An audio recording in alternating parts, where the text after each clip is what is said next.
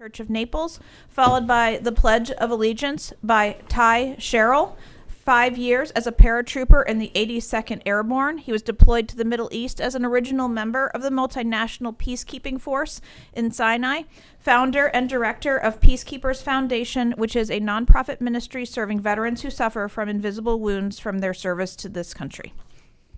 Good morning, Commission. Good morning, citizens of Collier County. Let us pray.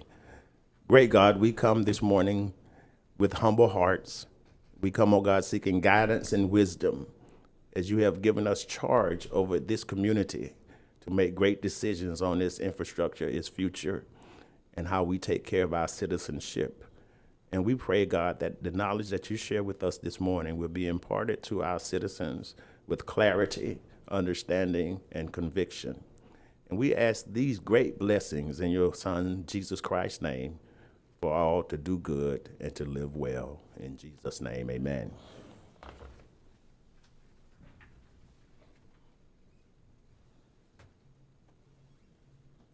I pledge allegiance to the flag of the United States of America and to the republic for which it stands, one nation, under God, indivisible, with liberty and justice for all.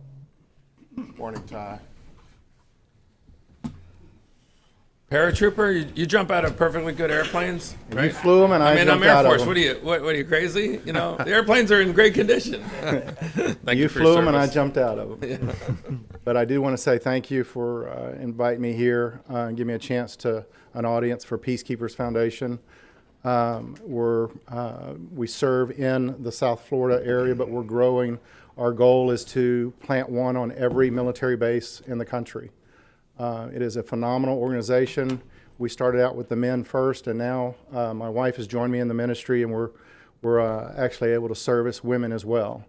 And we certainly could use help. We could use help from spiritual fathers and mothers that can help us, as well as funding. So if you go to our website, peacekeepersfoundation.org, and see what you can do, see where you feel led to help us. We'd appreciate it. Thank you. Thank you, Ty. And I know Ty personally. He's Yes. a great man, and he does a great mission. He's driven, very driven in this cause that he has in his heart. Thank you. Thank you. All right. Commissioners, agenda changes for February 10th, 2026. First, we have moving item 16A2 to 11A. This is a recommendation to consider the release of 2 code enforcement liens with an accrued value of $150,750 upon receipt of full payment in the code enforcement actions titled Board of County Commissioners versus K2 Housing LLC in special magistrate case numbers CESD 2023 0007975 and CESD 2023-0008241 relating to the property located at 3880 Tollgate Boulevard, Collier County, Florida. This is being moved at Commissioner LaCastro's request. Next is to move item 16A1 to 11B. This item was continued from the January 13th, 2026 BCC meeting. This is a recommendation to approve and authorize the chair to sign a resolution adopting the inventory list of county-owned real property declared appropriate for use as affordable housing and approve the publication of the inventory list to the county's website in compliance with Section 125.379 Florida statutes. This is being moved at Commissioner McDaniel's request. Do have a series of agenda notes. First, when initially published, there was an incorrect companion reference between item 16A2 and 17B, which has been corrected. An agreement for county property document was added as backup to 16A9 on February 9th, 2026.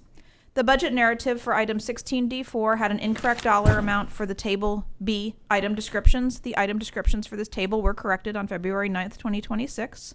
The title for item 17D incorrectly refers to a resolution rather than an ordinance, and consent section 16D should be titled Community Services. We have court reporter break scheduled for 10:30 and at 2:50 if necessary. With that, County Attorney. No changes, thank you. Mr. Commissioner Song. I have no changes and no disclosure on the consent. Mr. Hall. Morning, Mr. Chairman. I have no changes, but I have an email on 17B. Mr. Castro. Just skip me. I forgot my My disclosures. get and back to and you. I know I have one, so I'm gonna look it up here. I think it's 17. Delta Yeah, problem. so, yeah, 17C and D. I had meetings.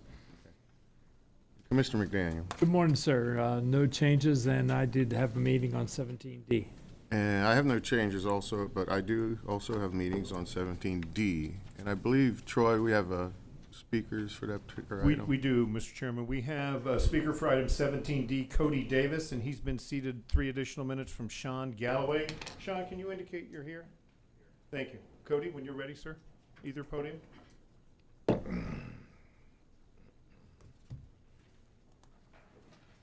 Good morning. I'm Cody Davis, 15126 Palmer Lake Circle. I'd like to speak about my concerns on the rezone and growth management plan amendment related to the project called South Naples Toy Storage. And I want to be clear that the concern I'm expressing today is not personal to the applicant and not primarily about the proposed use itself, although it is a clear departure from the county's long-term vision for environmentally sensitive rural agricultural land. My concern is about process, precedent, and compliance with the county's own standards. This item combines a parcel-specific rezoning with a parcel-specific growth management plan amendment, including the creation of a brand-new sub-district designed solely to legalize one project on one parcel. That alone should require heightened scrutiny rather than summary treatment. The county's commercial planned unit development approval criteria ask several important questions that, on their face, this petition appears to violate. I've reviewed the staff report carefully, and it's clear that several of the county's most important safeguards are treated as satisfied only if the board first agrees to amend the comprehensive plan itself. This is circular reasoning. The criteria ask whether the proposed CPUD rezone is appropriate considering the existing land use pattern. The site is currently zoned rural agricultural, and instead of evaluating whether that zoning still makes sense across the area, the county is being asked to surgically rewrite the rules for one parcel to accommodate a specific commercial use. That is not planning in harmony with an existing land use pattern. It's an exception carved out of it. The criteria ask whether the rezone would result in the creation of an isolated district unrelated to adjacent and nearby districts. Here, a new sub-district is literally being created, named after the project, and limited to a single use on a single parcel. This is the definition of an isolated district. The criteria ask whether the proposed change constitutes a grant of special privilege to an individual owner as contrasted with the public welfare. When the growth management plan itself must be amended, parcel by parcel, to legalize a use that's otherwise not allowed, that is not a generally applicable public policy. It's a special entitlement. In addition, the presence of a custom parcel-specific developer commitment further highlights that this is not a policy decision being applied evenly, but a bespoke approval tailored to a single applicant. Finally, the criteria ask what is labeled by the county as a core question: whether there are substantial reasons why the property can't reasonably be used in accordance with existing zoning. The staff report explicitly states, quote, "The subject property can be used in accordance with existing zoning to develop agriculture uses, single-family dwellings, and schools. However, the proposed uses and intensities cannot be achieved without this PUD rezoning action." These criteria are not boxes to be checked after the fact. They're supposed to protect the integrity of the growth management plan and ensure equal treatment under the law. Placing an item of this magnitude, a rezoning plus a comprehensive plan amendment, on the summary agenda undermines that responsibility. Even if no one objects, although I clearly do, the board still has an obligation to apply its own standards transparently and deliberately. I urge the board to remove this item from the summary agenda and give it the full hearing and scrutiny that both the law and good governance require. Thank you. That was the only speaker we have, or? I was just handed another slip for item 17B, Carlo Fassi. I hope I'm getting that right. And it was 17B, correct? Troy, Yes. 17B is continued to March 10th. Yeah, it's not even on this agenda. Yep. Sorry about that. Thanks for the heads up. May I continue though, or So speak on it, right? Or- I just want to thank the county Sure, you commissioners can do it for at public meeting. speaking, because it's Yeah. not part of the agenda, but. Yeah. Yep. I just want to thank the commissioners for meeting with us. My name is Carlo Fassi. I represent Tico Peoples Gas, the natural gas distribution utility here in Collier County. We have about tens of thousands of natural gas customers, and 17B would affect the permitting process for all of our assets that are in the publicly used right-of-way. Thank you to the 5 of you for meeting with us. I wanted to thank Carrie and Jamie, both Jamies, for working with us. We had several, probably a few dozen different drafts of this bill, and we're proud of where the ordinance currently stands. That's it. Thank you. Thank you. Just as a correction, if he was speaking on the right-of-way or item, that is 17A. That is 17A. That's 17A. I apologize. That's okay. That item is on the agenda to be approved. 17B is another land development code issue for revising timeframes for processing of applications for approval of development permits or development orders. Okay, the first one. Okay. Thank you. Can I Go ahead, Commissioner. Yeah, I just wanted to add to the gentleman that just spoke at the podium, this is a perfect example of everything that you and our staff has done right.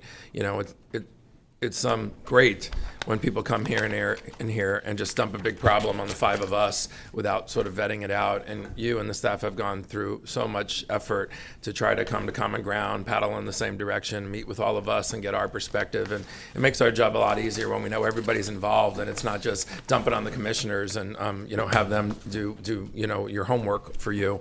Sometimes you come to an impasse and then you come in here, and we're not shy from having the discussions, but I think all of us saw how hard you all were working together to try to come to the podium together when it's on the agenda and give us a deep dive. And like you said, all the meetings, and that's very helpful. I hope a lot of people learn some lessons from that. They don't need to just run in here and say, commissioners, decide what to do. You're about to make a big mistake. You all can, even if you get to the 80% solution, it helps us to work together with you all. So I say, my hat's off to you and your staff. Like you said, you met with all of us and to our county staff. So, we look forward to hearing the fruits of your labor. I think we know what direction you're going in, and it's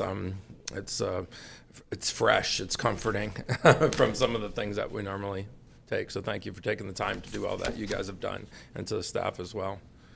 May I add just a little bit more context, Mr. Chairman?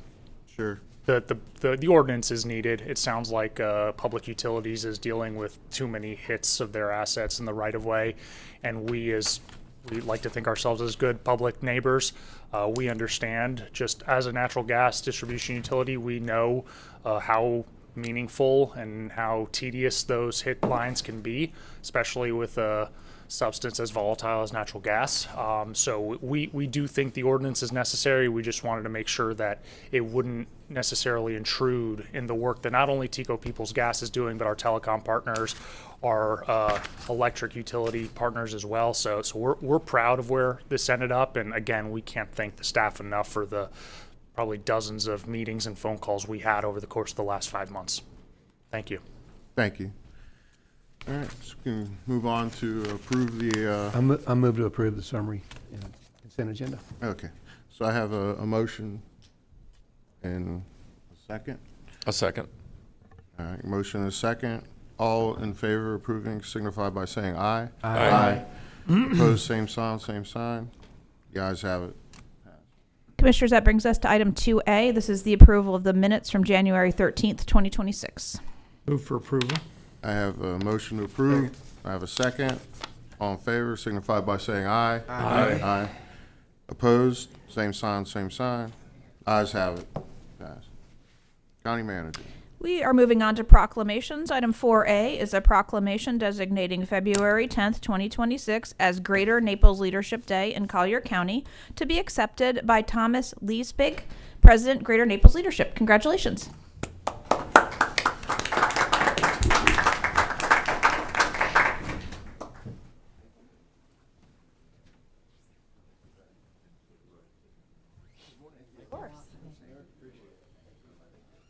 Good morning. Thank you. Good morning.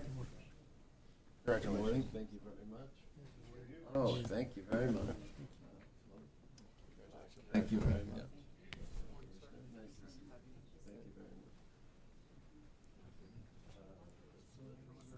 Photo first, and then you can go to either photo. I find that hard to believe. He's gonna take your picture.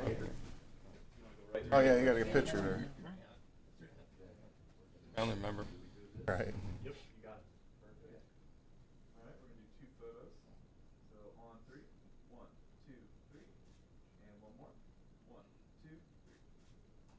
If you'd like to say a few words, you can choose one of the podiums. Okay, thank you so much. You're welcome.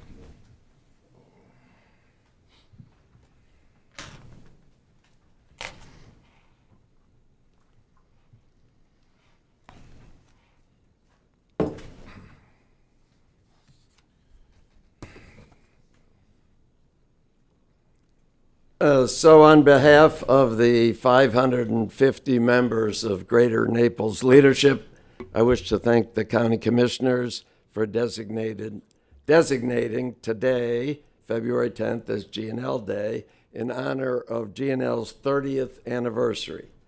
Over the past 30 years, G&L has grown from a single class of 30 to having over 1,200 graduates from our master's class program.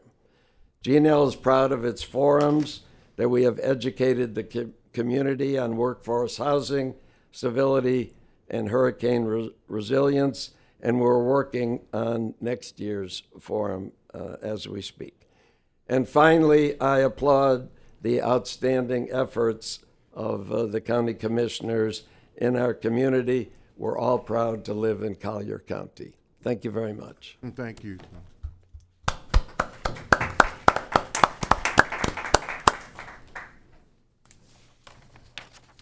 Commissioners, item 4B is a proclamation designating February 16th through 20th, 2026 as Florida Economic Development Week in Collier County, to be accepted by Sloan Nagy, Greater Naples Chamber of Commerce, Director of Business and Economic Research. Congratulations.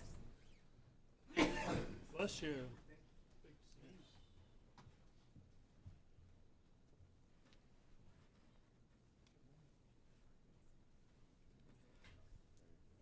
We did it. We got it in under the wire, right? Thank you.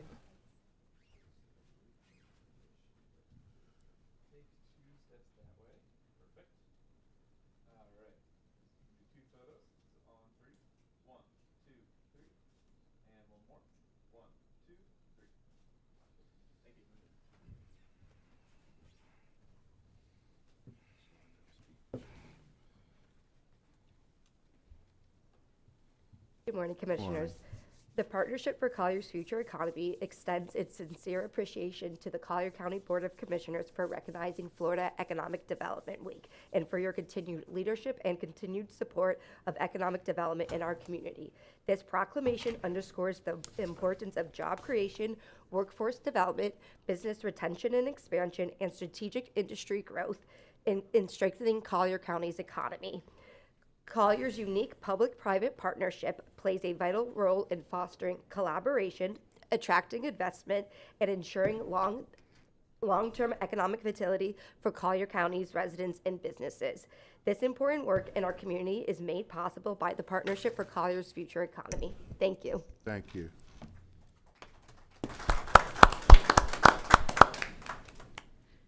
Commissioners, that brings us to item 5. Motions for the. Yes, sorry, thank you. We need a motion to accept the proclamations. Motion to approve, Mr. Chairman. Second. I got a motion and a second. All in favor signify by saying aye. Aye. All opposed, same sign, same sign. Ayes have it. Thank you. That brings us to item 5A, our quarterly tourism update. Mr. Jay Tusa, your tourism director, is here to present. Great. Thank you, Ms. Patterson. Morning, Good morning, Jay. Mr. Chairman, Commissioners. Pleasure to be here with you this morning.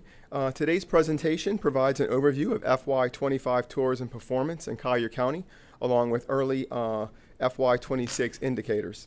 The focus is on visitation trends, economic impact, and how tourism continues to support the local economy. I'll also highlight how recent marketing investments performed and what we're seeing as we move through the current fiscal year.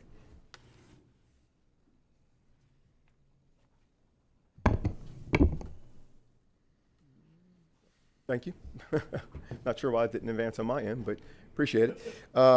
Anyway, you can see here in this slide, tourism development tax collections reached $49.83 million in FY25. This represents a 13% increase compared to FY23 and a 2.4% growth rate year over year. These results reflect strong overnight visitation and lodging demand. TDT continues to be a critical revenue source supporting tourism promotion and broader county priorities. Let's see if this works again. There we go. Collier County welcomed 2.8 million visitors in FY25, up 1% from FY24. Room nights increased 2.8%, indicating longer stays. Visitor days grew 6.8%, showing visitors are spending more time in market. Together, these metrics point to steady, sustainable growth rather than short-term spikes. Visitors generated $2.88 billion in direct spending during FY25. Total economic impact reached nearly $4 billion when accounting for indirect and induced efforts. While both figures are nominally down for FY24, they remain historically strong and well above pre-pandemic levels. Overall, the data reflects normalization rather than a decline in the underlying health of the tourism economy. Tourism supported 27,580 jobs across Collier County in FY25. Wages supported by tourism totaled $1.17 billion, representing a slight increase year over year. State and local taxes generated increased to $281 million, up 1.8% from FY24. The net tax benefit to visitors increased, resulting in $1,668 in tax savings per household. Tourism continues to play a critical role in supporting employment, wages, and tax relief for Collier County residents.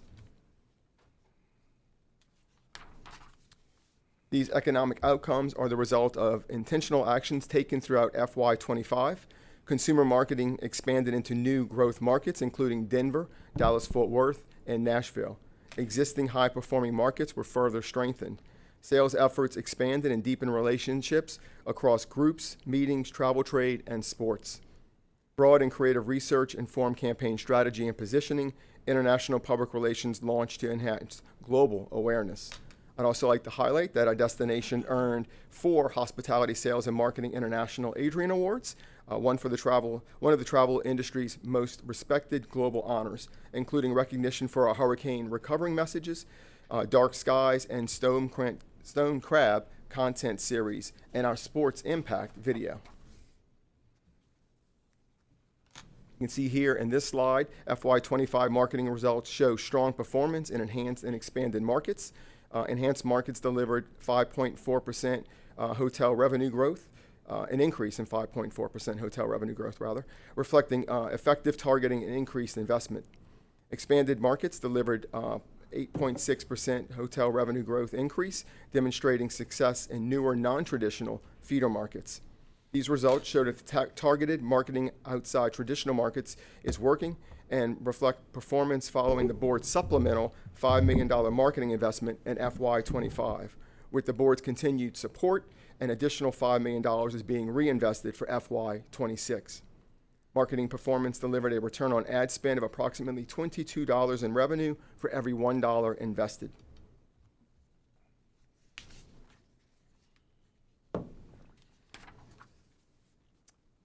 So I've walked you through a summary of FY24 performance and how tourism supported Collier County over the last fiscal year. Now shift to early results from FY26, beginning with the first quarter of the current fiscal year. These figures reflect tourism activity from October through December 25 and provide an early indicator of how things are shaping up for the year. During the first quarter of FY26, TDT collections totaled $11.1 million. This represents an 8.6% increase compared to the same period last year. These early results show positive momentum as we move further into FY26.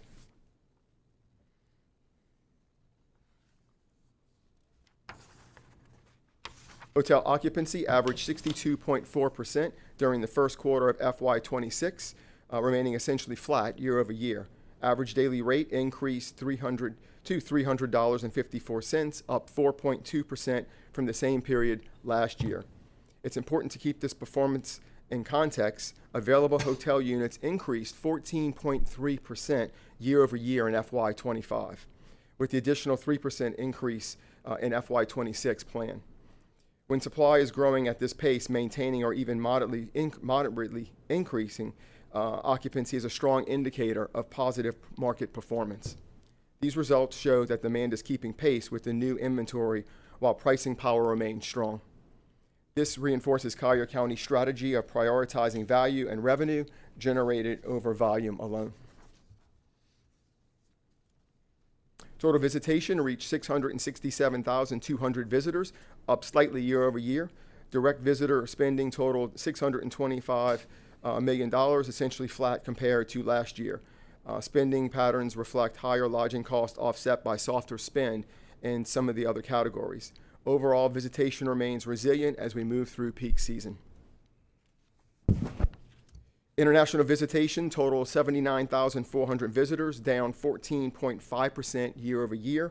Canadian visitation declined 20.3%, which is the primary driver of the international decrease. This trend reflects broader factors, including currency exchange pressure, airfare costs, and evolving travel behavior and consumer trends, not destination-specific performance.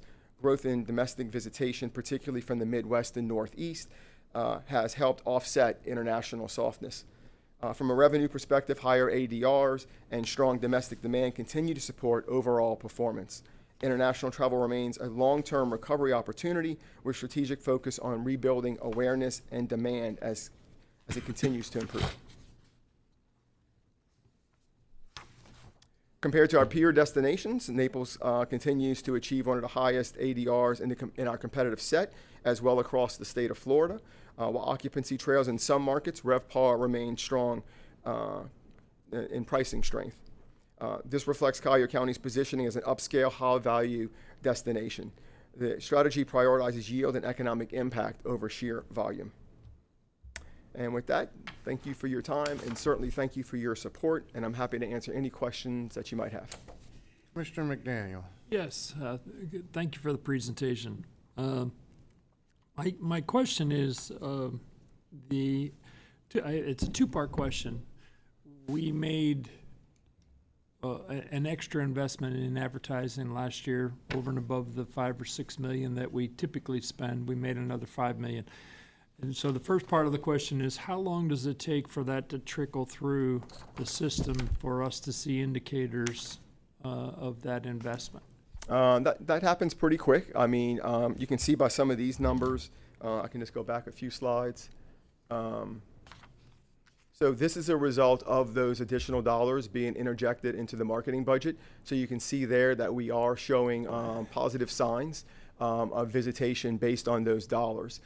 So our advertising agency has the capability to track those, I wouldn't say in real time, but pretty close to it. So when we invest those dollars, we can see a quick turnaround probably within a month or two as far as numbers go. And I do have Barbara Karasik from Paradise Advertising on the line if anybody should have a question of the agency.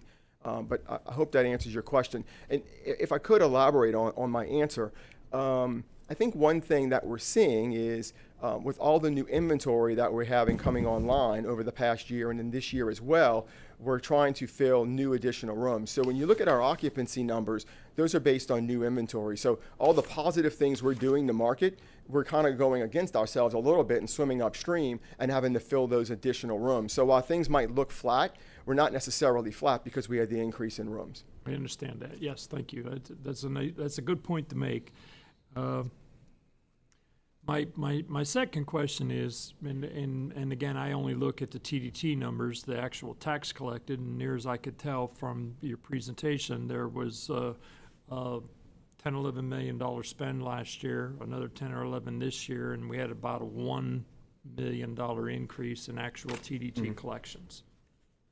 Now, I know that doesn't translate specifically into an ROI, but there are other indicators. I think you talked about some pretty heavy numbers out there in additional spends that are out there in the marketplace. And I have one more point. I had a two-part that I thought of three. So these are the equations of the direct spend equated to the people that showed up based upon these advertising dollars, or because they're here anyway? That is correct. Okay. All right, my last point, and it is on your last slide. We're number 2 amongst a myriad of other counties. How much do these other counties spend on an annual basis for advertising? You know, I don't have the exact numbers in front of me, Commissioner, but some of them spend a little more than us. Some of them spend a lot more than us. I will say with the supplemental dollars that the board has given us this year and last year that we've invested, that is putting us in a very strong spot to be competitive with our competitive set you see there on the screen. And so without those dollars, we would be probably at the bottom of the pack. But I would say we're probably in the middle of it with those additional dollars being invested.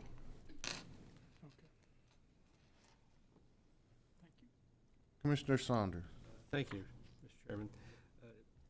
One of the charts, you have the direct spend, 2.884 billion. And I'm assuming that that's based on statistics that are provided to you from the various hotels, or how do you get to that number? But more significantly, how do you get to the indirect spend? What is that? So, how's that data gathered? What does that include? So that comes through our research agency, Downs and St. Germain.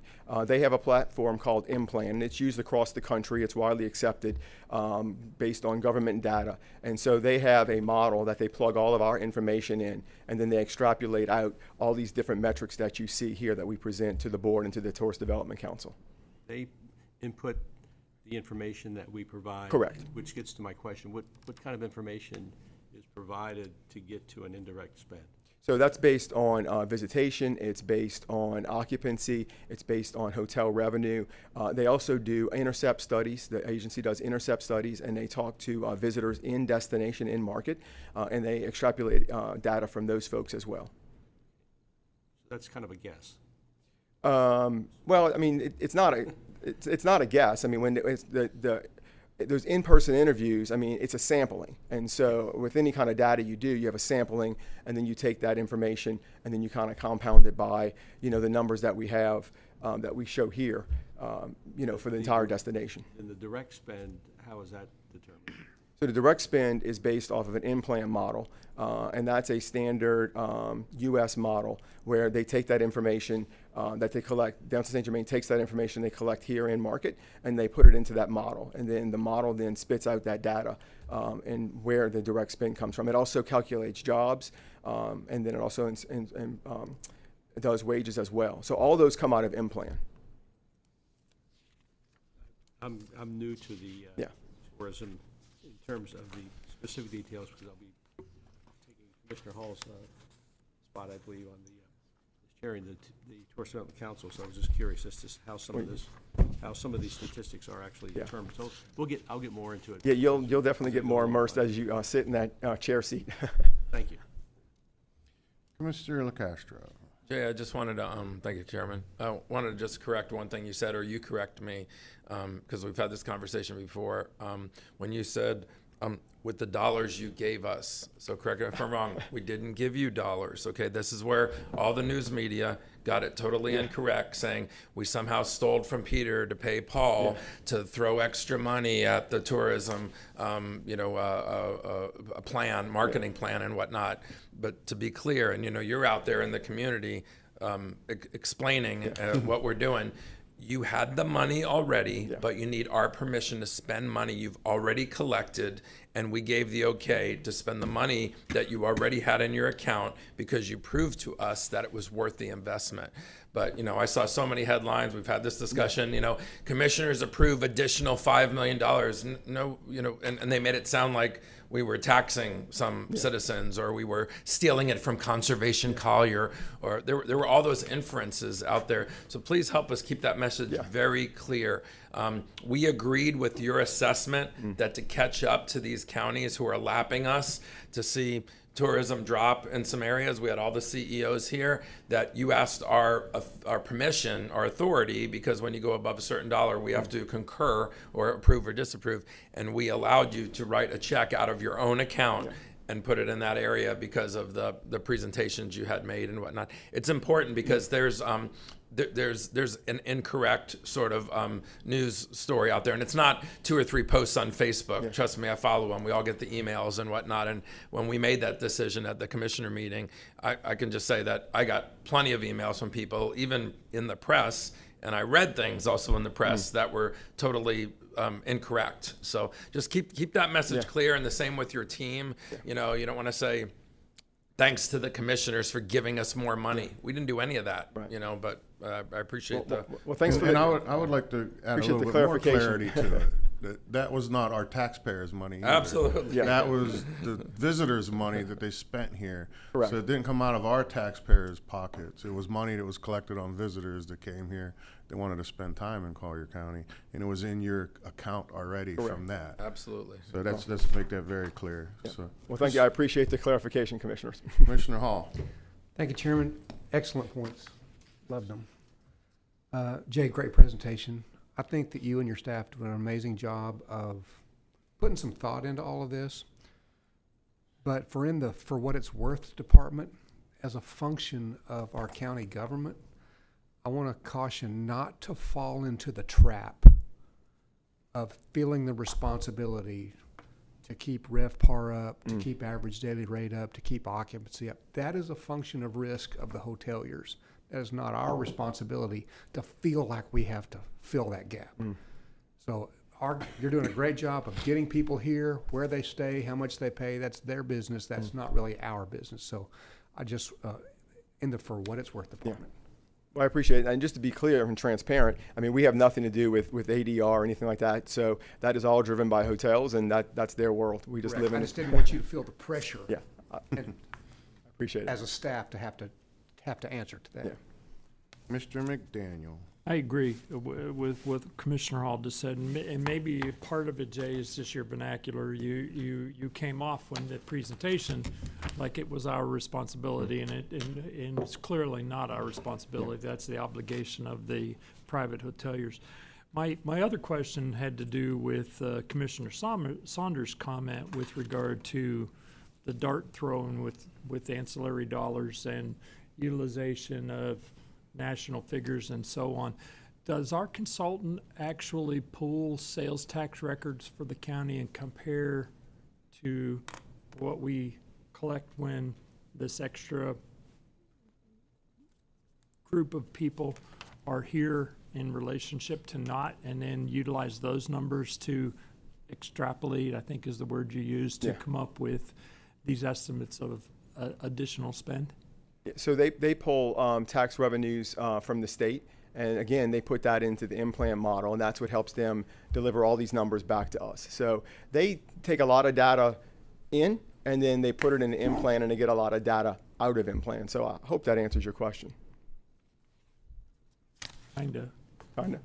Do they pull the sales? Is that part of their model that they utilize to come up with these estimations for the spend? Yes. Very good. I don't see anybody lit up. All right, Jay, well, thank you for the presentation Great. today. Thank you, Commissioners. Appreciate your support and your investments in tourism. Thank you. Can I do something a little out of order? Not too bad. Wait, you just made 4 points. Yeah. You didn't have a Me lot. too. Okay. Go ahead. I want to just address the gentleman who spoke so eloquently at the podium. You know, you came here time from work, you know, wearing a great suit and whatnot, and your points were well made. I don't want you leaving here thinking, God, I spoke at the podium and these idiots couldn't even pull it off the agenda. We all met and have done a deep dive with looking at all the possibilities for that. And we're going to agree to disagree, but I just felt the need to, because you took so much time, which I really respect. And, you know, everything we decide up here isn't going to please everybody. But one of the things I can just tell you, so as you leave here and you kind of know our perspective, and I do think I'm probably speaking for most of the commissioners, if not all, sometimes we have to vote on the thing that we hate the least. And when people talk about making changes to the growth management plan, those changes are part of the process. Like when people think, oh my God, that is a huge foul. And first of all, that area is not a preserve. Just because it might have wetlands and a bald eagle flew over it one day and somebody thought they saw something, and I'm not trying to be sarcastic, but it doesn't make it the Everglades. And we don't own that property. Somebody owns it and they come to us. And I can tell you, if I agree with you. If I'm trying to preserve that land as best as possible, sometimes voting for the thing you hate the least. You put a school there or a whole bunch of houses, okay, that's nothing I think any of us would vote for. But when somebody who owns the land comes to us and legally asks to be able to get a variance or a change to the growth management plan, I guarantee you more than half of the gated communities around here all got variances, changes to the growth management plan. I don't say that to make it sound like we rubber stamp those things, but it's part of the consideration. Sometimes, a tomato farm isn't going to go there ever. And so, the reality is the things we have at our disposal to maybe make less of a decision you feel is a poor one, is what we have to sort of weigh. And I would never want a school there. Do you know what the traffic would be at that place? And so sometimes people offer that because they go, well, if we offer that, then nothing will ever go there. Something will go there. It's not the Everglades. It's not protected wetlands.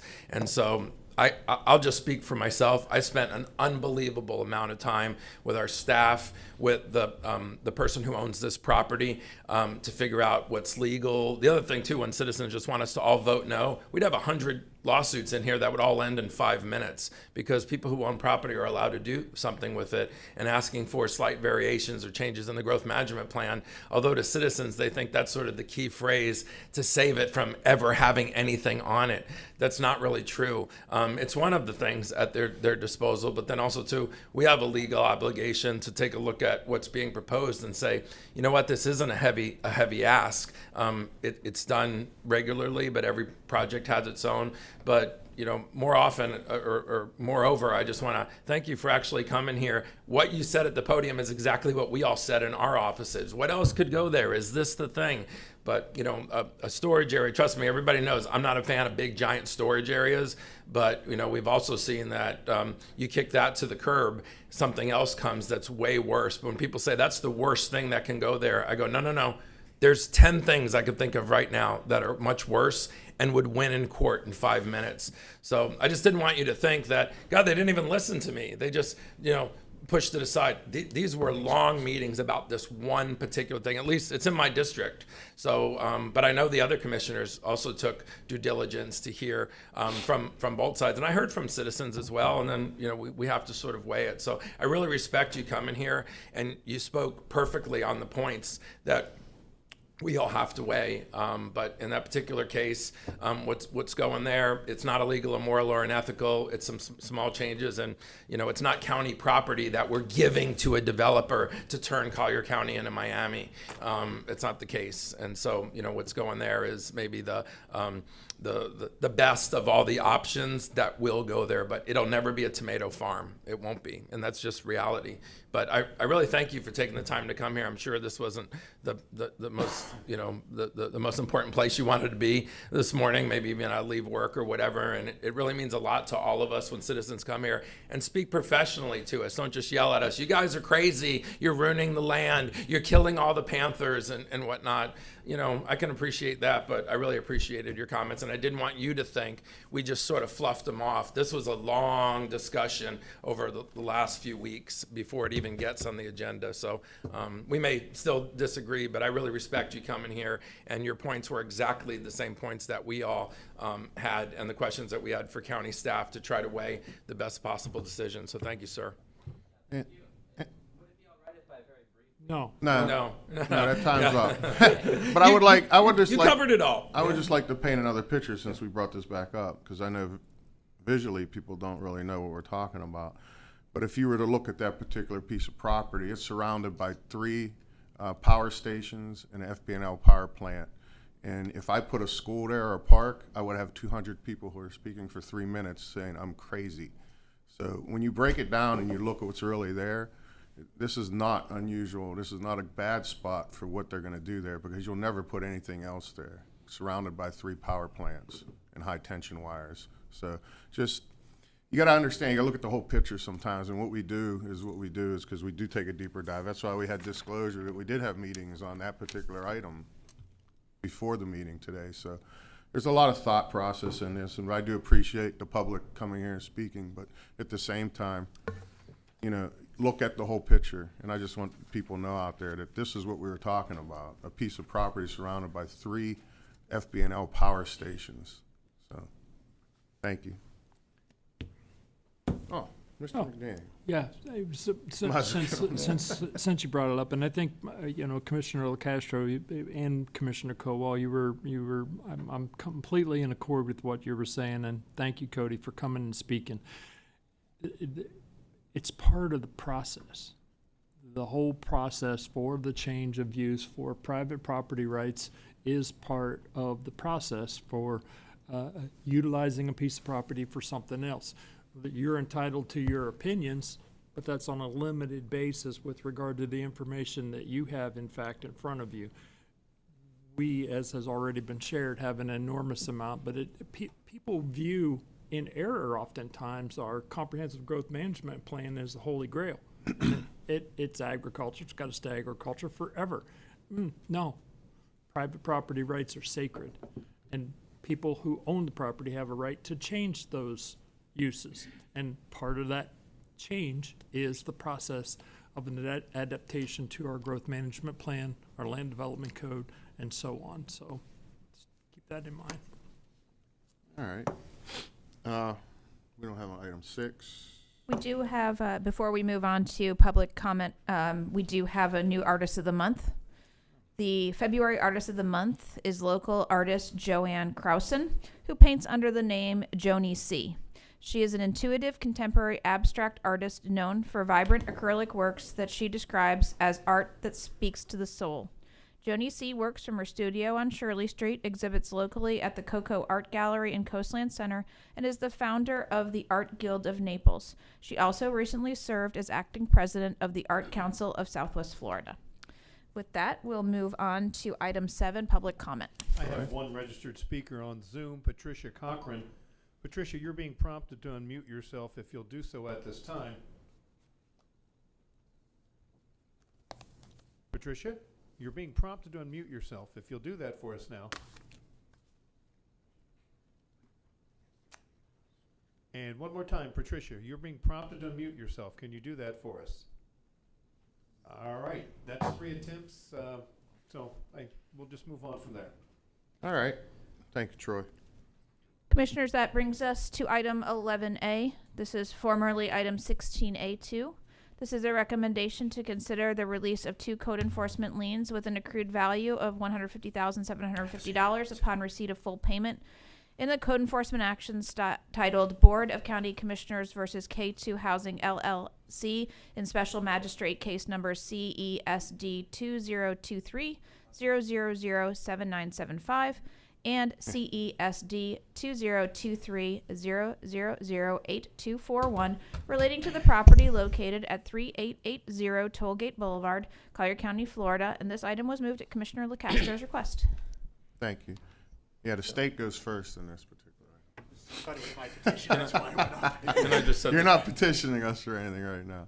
Can I just set the table as to why I pulled Yes, it? Commissioner LaCastro. So as the commissioners know up here, I think it was a year or two ago, and with their unanimous approval, I made a motion that we really take a deeper dive into fines, and that I had discovered through the county staff that over a 5-year period we had given like $5 million in fines out, and we collected less than $200,000. And so being Santa Claus to people that basically thumbed their nose at the county and then ran up a whole bunch of fines and then came up here to the podium, maybe even at another meeting, maybe not to us, but said, "Oh, we finally cut the grass and fixed the fence, and so our $800,000 fine, we want it to all go away." And many times it was. And what we had all agreed to is not so fast. That first of all, we want the particulars. Every case is different, and also that's taxpayer dollars, so that's money that goes into the general fund. So just wiping it away because they finally took care of it, might not be enough. And since then, and I've talked with Tom, we've done a much better job, and even Mr. Klotzkow's office has been much more involved in the meetings where they discuss fines to say, hey, let's take more of a graduated approach. Let's not go from $300,000 in fines immediately to zero. Maybe there's a step down. The reason I pulled this one is because, and maybe we all have, but I've heard 2 different stories from both sides, okay, that all sound like they have meat on the bone. And then I also was CC'd on a lot of emails where I could see both parties sort of talking, and at times there seemed to be a disconnect, at times there didn't seem to be a disconnect. So I didn't pull this one to make it go to zero or to just have them pull. I don't know what the answer is, but I thought it was important, especially because this does this set precedence. When I see these cases pop up, I think it's worth taking 5 minutes or whatever it's going to take to hear it, so that we can, do these deeper dives when it's maybe not as clean.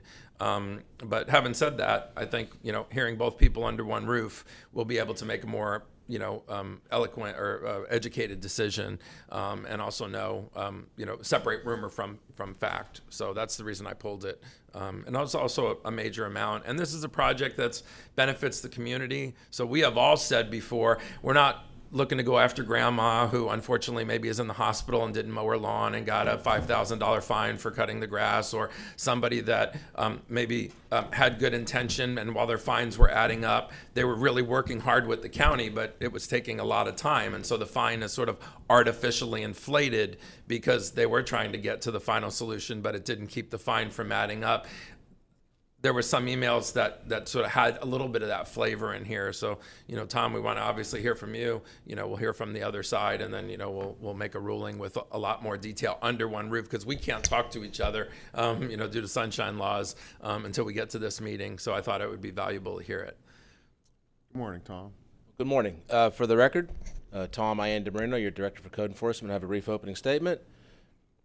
The respondent, K2 Housing LLC, Naples LLC, owns 3880 Tollgate Boulevard. K2 Housing purchased the property in September of 2022. And on August 4th, 23, Code Enforcement received a complaint from the fire department that the property was advertising for apartment rentals and that this would require an additional fire protection systems. Upon inspection, Code could not determine the validity of the rentals, and while on scene, observed large pieces of concrete that had fallen off the walkway on the second floor onto the sidewalk of the bottom floor, and what appeared to be unpermitted installation of light fixtures and security cameras. The investigation revealed no permits on file for the concrete repair, the new LED lights, or the security system, and the Office of the Chief Building Official determined that permits are required. A notice of violation was issued in September of 23 for both cases, one for the lights for the security and one for the stucco repair. Both NOVs that were issued in September stated that K2 must obtain building permits or demo permits. After numerous phone calls to the representatives, no movement forward was taking place, and the case was heard before the special magistrate in July of 24. It was determined that violations existed for both cases, and the magistrate gave them 60 days to comply, or a daily fine of $250 would begin for each case. Again, the orders repeat what the NOV stated: they must obtain building permits or demo permits. Even though the respondent was duly notified of the date of the hearing, they were not present. Because the respondent was still in violation with no permits on record, the case was brought back to the magistrate to impose the fines in February of 2025. The magistrate continued that case until the March hearing. So for March, K2 advised that the representative was ill and asked for a continuance to the April hearing so they could attend.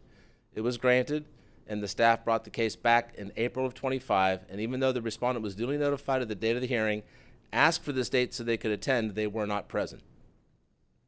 After the April 2025 hearing, the magistrate imposed a daily fine that had been accruing for a total fine of amount of $51,500. That's per case, with daily fines continuing until they came into compliance. On May 6, 25, the violation for the stucco was abated by finalizing permit. Fines for this case ceased at $59,500. On September 10th, the violation for the electrical was abated by removing the wired security system and permitting the LED lights. Fines for this case are $91,250. After compliance was met, I personally had a conversation with Mr. Dan Kessler about code lien relief and advised him that he does not meet the elements of the resolution since his fines are less than 3% of the property appraiser's $5 million assessed value of the property. I also asked Mr. Kessler as to why he did not appear or have counsel appear before the code hearings, and he advised that he didn't think it was worth his time to travel in from Colorado. Code recommends that the payment in full of $150,750 be made to release the liens of the property. I have Deputy Building Official Doug Sposito is here if you have any questions, and Mr. Jovanovic is here to represent the respondent. Thank you. Thank you, Tom. Any questions at this time for Tom? But no questions this time, Tom. You may call back up. Thank you. Good morning. Good morning for the record. Rich Jovanovic on behalf of K2, and Mr. Kessler is here if you have any questions of him. I think what wasn't shared with you all in the brief opening statement was all the conversations that K2, and specifically Mr. Kessler, did have with your staff to figure out what they needed to do to get into compliance on the two violations. But I want to go back to what this project originally was intended to be and will be. This is the Super 8 motel that I think we all know was not well kept and did not have the best clientele when K2 acquired the property. The original purpose that K2 had for the property, which was no secret, was to convert the hotel to apartments for workforce housing. And that's in fact what they started to do since 2022. They bought the property on September 15, 2022, and Hurricane Ian made a visit on September 28th, 2022. They kept the doors open. They housed emergency workers. They've housed Moorings Park employees, NCH employees, Ace Hardware employees in this building since it has opened. It was approved for every one of the units to either be rent restricted or income restricted, and they've been moving forward with the rezone process, the site development plan process, and the building permit process ever since they acquired the property. We had some difficulties with the Property Owners Association on the rezone. We eventually resolved those issues, got the rezone approved in 2024. They've had to go through the expense of bringing the site up to current site plan regulations as part of the rezone process to convert from a hotel to apartments. They've gone through all that time and expense to do so. There were 2 violations on this property, actually 3, but 2 of them are combined into one case, and one was a separate case dealing with the stucco and soffit issue. All of these cases result from the prior owner's actions. Both the security system and the conversion of a halogen lighting system to LED lighting system were done by the prior owner without permits. We had no idea that work had been done without permits. We did an inspection, it looked normal. Why would you go and verify that every one of those permits were there? The falling down of the soffits was because of neglect and water damage that occurred on the property. And candidly, what they did, as soon as the soffits started to fall, they fixed them, they shored them up, like any responsible property owner would do. Then, for some reason, someone came out and saw the soffit work was being done, and they said, stop working, which they did. They immediately stopped working on the soffits. They made sure they were safe because people were in the units. They wanted to make sure it was safe. They did that work with all of the best intentions. They made sure that there was never an issue with life safety. We've never been notified of an issue of life safety related to any electrical work or any damage to the structure. All of this work was done with the intentions of making sure that everybody who was staying in those units could do so safely. We met with you all in the rezone process. They're going to spend about $10 million fixing the exterior of the building and fixing every one of those units. The work that they did, as I get through this process, to address the complaints is going to be ripped out because it was work that they did to address something that was going to be removed in the first place. The lighting, the security camera, all that was going to be removed anyway as part of this process. And they, at no time was anybody in harm. I'm not sure Mr. Kessler said it exactly the way Tom portrayed it. He didn't attend the hearing. He should have attended the hearing. But at the end of the day, I've been to a fair amount of these hearings, would have been found in noncompliance, would have been given an opportunity to cure. They didn't meet the timelines, so they didn't show up for the hearing when the fine was going to be imposed. I can't unring that bell. They should have. I wish they'd have called me. I would have run right down and said, hey, wait a minute.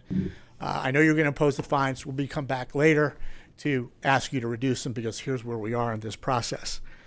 But I think it's important to understand that it wasn't clear through this process what needed to be done to get into compliance. And I want to take each of them separately because it'll show you how a little confusing and how unreasonable the amount of fines are in relation to the offense.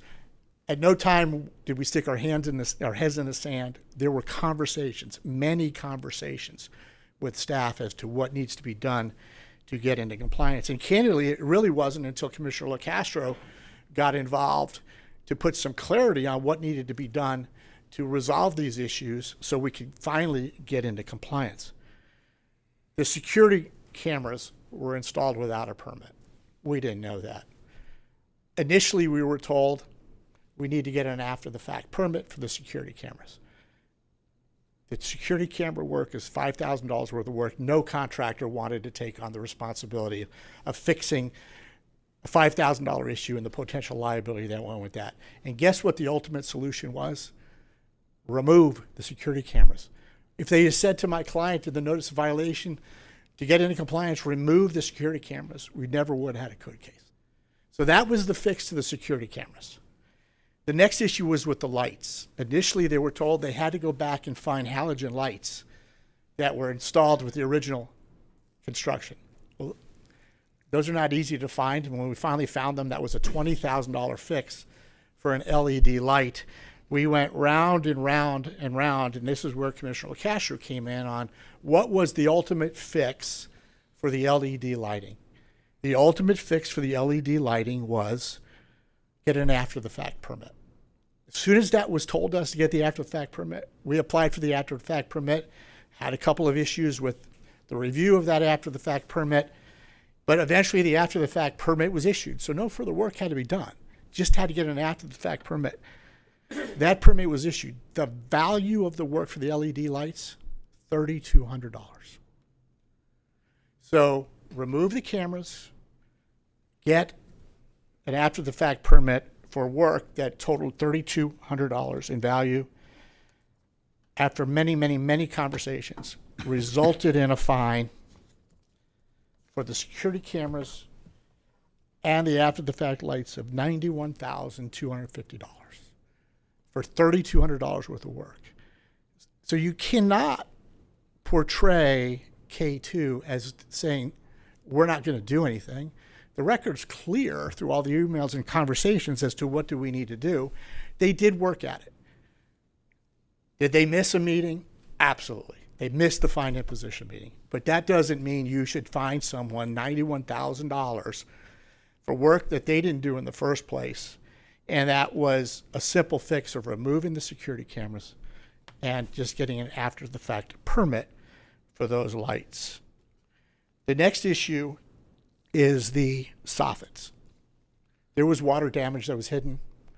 Soffits started falling. K2 fixed and shored up the soffits. They got to stop work. And by the way, the soffit issue was first. The security lights was later. It was on a subsequent visit that the security cameras and the lights came about. The soffit issue was discovered first chronologically.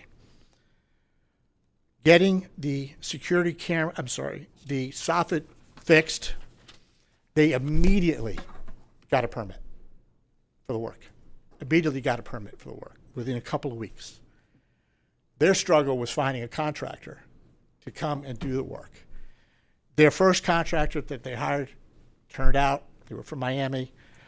One of the partners in K2 is a developer in Miami. They were going to come do the work. He didn't have a license to do work in Collier County. Tried to work through someone else to do that work for them.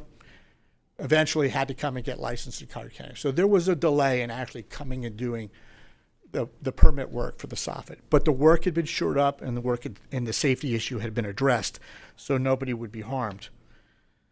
It would have been negligent not to address the soffit issue immediately. And honestly, it was just confusing to me because all the different hurricane issues that were going about at the time, I wasn't even sure you needed to get a permit to address water damage that was a result of all the storms that we've had since they've owned it. It started with Hurricane Ian and several other storms after that. So they did the emergency work. They stopped the work as soon as they were told to stop the work.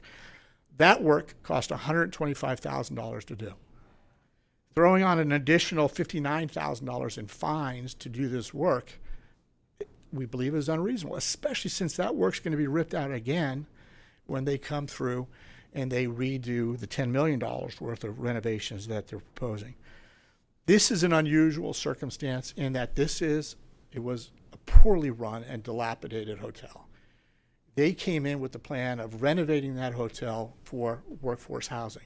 They were the first of the two hotels sticks to the other one at the Golden Gate. They were the first ones to start the process with the county. They were the second one to finish the process with the county to do this work. So this is a good project. It's an affordable housing project for a majority of the units. The other units are all rent controlled. If you remember, 100% of these units, over 30% of the units are at the 80% and 100% category, and the remaining units are capped at the 120% rent category. They're not income restricted, but they're capped to address the other portion of the workforce. So the violations were never a health, safety, and welfare violation. My clients never ignored staff. They missed a meeting, but they never ignored staff on trying to figure out what to do. The security camera and the lighting was not a clear process as to what to do to get into compliance. We were told different things. Commissioner LaCastro helped. We finally got that resolved, and that work was done immediately. We never once said to the county staff, as my dad would, well, I won't quote my dad, but we never said, screw you, we're not going to do this. We did try to get into compliance. We worked with your staff. It was never a quick and easy process for the security cameras and the lighting. Clearly $3,200 worth of work, resulting in and actually no work was done. It was just an after-the-fact permit for lights that someone else changed out. I don't even know how they know the lights were changed out. They must have gone back to look at the plans to figure it out. But the lights were changed out. They were work done by others. A $91,250 fine for a security cameras that got removed, and an after-the-fact permit is clearly excessive, not related to the severity of the violation.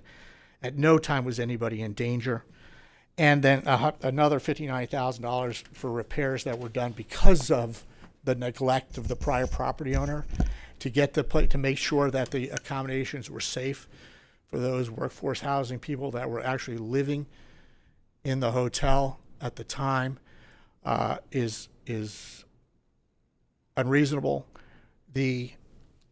All this work, there's the legal term, economic waste, because that stuff's getting ripped out anyway to be redone. To throw these fines on top of this work that is going to get ripped out and redone as part of a process to upgrade this property to safe, decent housing for our workforce, we believe is unreasonable. And we believe under the circumstances it is appropriate to respectfully request that the fines be forgiven, because this is an affordable housing project. There was effort to get into compliance.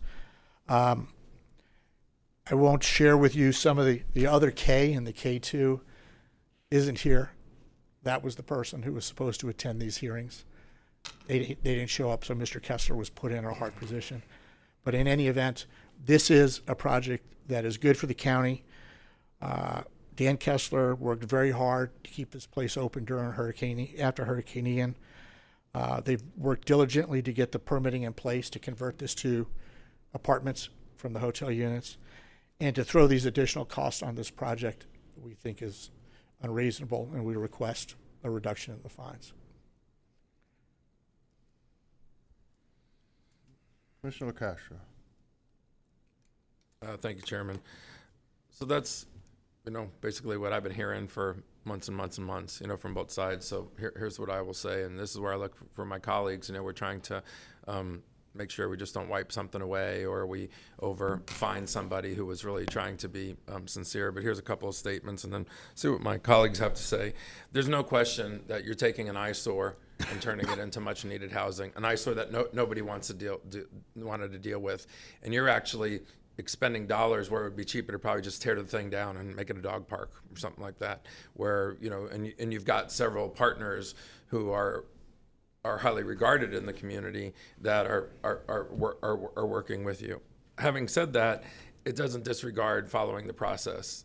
it's already been said here, shouldn't have missed the meeting. That alone right there, if you would have come to the meeting, then you would have just taken a big chunk off of our code enforcement's laundry list saying, you know, this person has done everything humanly possible. You could have sent a rep, could have zoomed in, could have called, could have asked for an extension. We're dealing with millions of dollars here. So if this isn't the biggest project you're working and, you know, you have, and I don't mean to be sarcastic, but, you know, if you have other things that are more precedent, you know, have more precedence, then you really can't complain if maybe we're going to move forward without you, and you know, bad things are going to happen. But having said that, I was on a lot of the emails that went back and forth, and I don't think either side can dispute there's been so much money wasted. I think in some cases needlessly, that could have been rolled back into the project. And I did see some emails. So in fairness, unless I misinterpreted them, I read a lot of emails and even interjected in there to try to get myself smart on, you know, does the right hand know what the left hand's doing? Do we have another Abbott and Costello show here? Because I saw emails where the county was directing one thing, you did it, and then, you know, and I'm paraphrasing here, but at least my takeaway was then somebody else from the county said, oh no, you did the wrong thing, pull all that stuff out. And unless all those things were free, you were expending a lot of dollars, and it seemed like in good faith. And there was just a lot of confusion. And I'm not saying that to throw spears at the county. I think there was, maybe y'all should have had a meeting instead of trading, you know, a dozen emails. And I think I even suggested that in there. Why are we all hitting reply, reply, reply? This is a phone call. To make sure that, you know, before you expend tens or hundreds of thousands of dollars that could be rolled into the project, maybe somebody talk to each other. I'm not sure that ever happened, but I was trying to sort of speed that along. I saw things in the conversation that was mentioned here about, you know, slowdowns due to the hurricane, notes to the staff that were very confusing. And so while you were waiting or we were waiting for the right answer, the fines kept sort of adding up. And that's one of the things I think that in good faith here, we want to take into consideration. You know, if actually you are talking to the staff, but you're waiting a week for a reply and saying, look, I don't want to waste any more money until somebody actually tells me the right answer, not an answer. Those are the things that could affect the fine being, you know, overly inflated. The whole halogen to LED, I mean, if I printed all those emails out here, we wouldn't be proud of any of them. I still don't understand sort of what was going back and forth. We were saying one thing, you were saying something, they were saying something. And meanwhile, tick tock, the cash machine or the cash register is continuing to add up. But I look at it, you know, in conclusion, I did see a lot of wasted, you know, time here on both sides that led to what I think are I won't say an inflated fine, but the fine to be as high as it is. And so Tom from Code Enforcement isn't coming here banging on tables saying it's 150,000 or we're breaking the law. He's doing exactly what we've told him to do from a year or two ago when we said, you know, Tom, follow the procedure. It's not your job to figure out sort of where the discount might be. And if we think there's extenuating circumstances, you tell us worst case scenario. I do look for his guidance if he thinks we're doing something illegal, immoral, or unethical, or if he goes, you know what, this isn't an inflated fine. Some of the emails you saw were just a snapshot of much bigger conversations where, you know, we've got the applicant now sort of crying foul, but there was a whole plethora of emails, meetings missed, emails that we did say exactly what we needed to do. You know, maybe I only have a small piece of the whole story, but the pieces I saw were very sloppy on both sides. And meanwhile, the fine cash register is clicking off. So I don't know what my colleagues think, or maybe they've had meetings or they saw this is obviously something that maybe I had a little bit of a deeper dive in. But I look at it as you're bringing something to the community that we need. I'd like to see the money rolled into the project. Doesn't mean you're above the law. And if, you know, we sit here and say, you know, all those are great things, but I'm not here to sort of cut you a break. I feel pretty confident that 150 is worst case scenario, and I saw enough things in the email that if those would have been tightened or removed, you'd still have a fine. So if your counsel is sitting here trying to make the 150 go to zero, I can tell you that might be a bit of a stretch. You know, I'm a little ticked in the fact that you missed the meeting. You know, I don't want to punish you $150,000 for it, and there's a lot of lessons to be learned here. But there again, I'll end it by saying the reason I pulled this one is I thought I know there were a lot of extenuating circumstances. So, at times maybe we've, figured out what we thought was fair and equitable, because we also want to send a signal to other developers, hey, don't drag your feet on things. If you truly are getting the Abbott and Costello show or miscommunication from the county staff, you have to, are you guys listening? Y'all, Yeah, okay? I'm listening to So, everything. I think what we're trying to send to to other developers that maybe are doing a really great project for the county. Look, if you're going back and forth and the emails and the conversations are disjointed, reach out to us or pick up the phone or don't miss the meeting. This, we always talk about precedent in here. I don't want to send a signal that if you finally come to the last meeting and say, I'm doing a good thing for the county and I apologize for all the missteps or whatever, and maybe we could have all done this better, that there's still not responsibility on both sides. And then that's where I think we look at it and we go, if 150,000 is worst case scenario, shoot, I think you've already flushed almost that amount down the toilet with stuff you've paid for that you ripped out, stuff you put in that then we heard was no longer needed. And, that's a fact. There was some of that floating back and forth. So, my position is I don't know what the magic number is, but I think it's less than 150, but it's more than zero. And so, maybe I need to sit here and sort of think about it, make a motion for a number, but I'll hear what my colleagues have to say, because this is a county thing. We'll have other projects in other districts, and this is something that's not just this one project. May I respond? Yeah, I'm finished. Thank you. I'm sorry, and I was listening to you when I was following up on. Here's my thought. Honestly, I don't think there should be any fine associated with the security lights, the security camera and the lights. That's $100,000 worth of the fine. But keep in mind, I recognize there was $150,000 of total fines. Do you want to? Actually, I have three commissioners up right now. Oh, if you want to have them speak and you can answer that'd all be three. fine. That'd be great. I would suggest that you do that. Wait, okay. Yeah. Mr. Saunders. All right, well, thank you.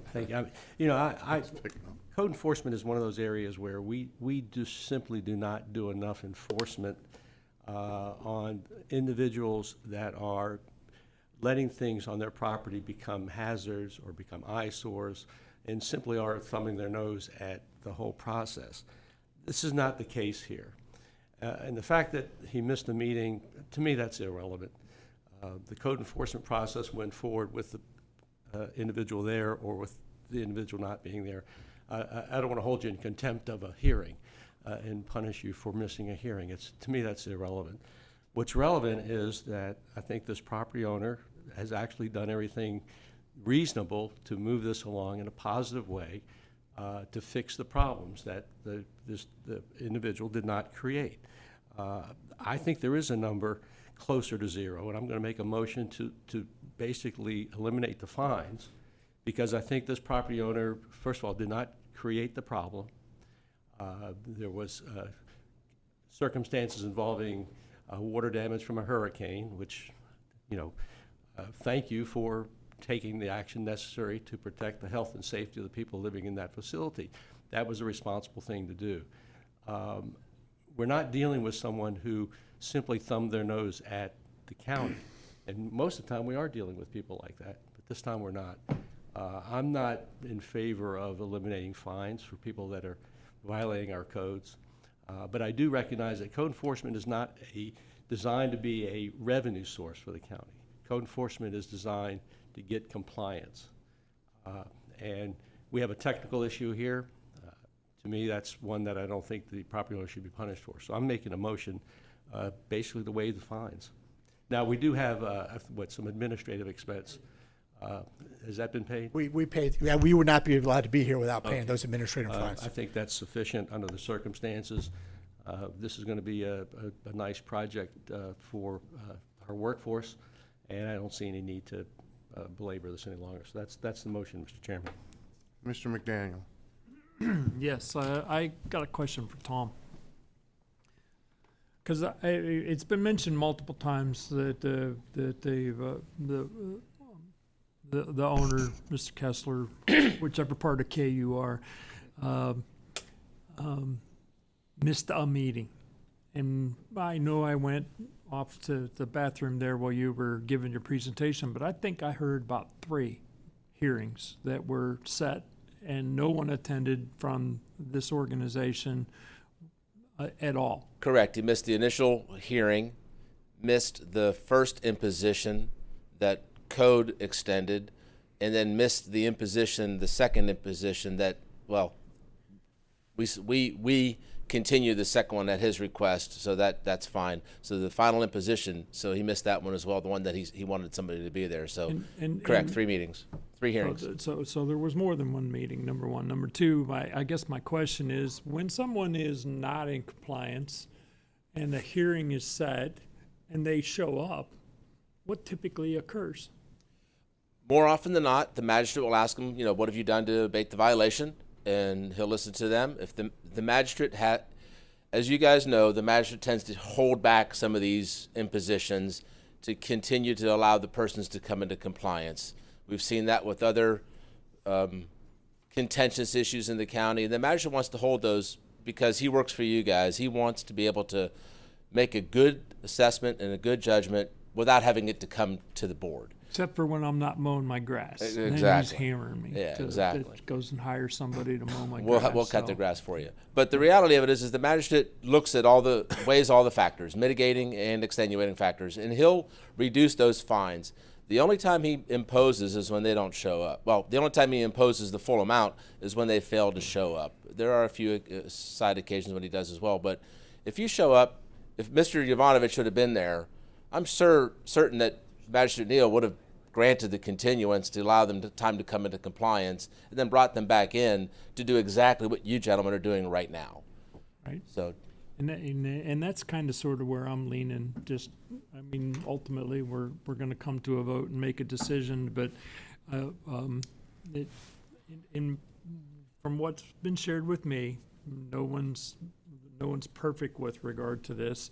There were multiple opportunities for K2 folks to show up, respond to what was going on. I agree with Mr.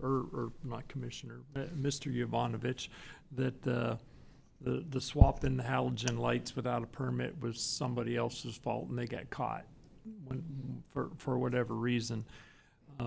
But on the same token, it doesn't alleviate the responsibility of not showing up. When the hearing's, again, phone call, and you could have trotted down here, spoke with the magistrate, let them know what was going on, and then our staff would have felt like some kind of correspondence was in fact going on. Is that the last light? No, Okay. we're all lit up. Okay.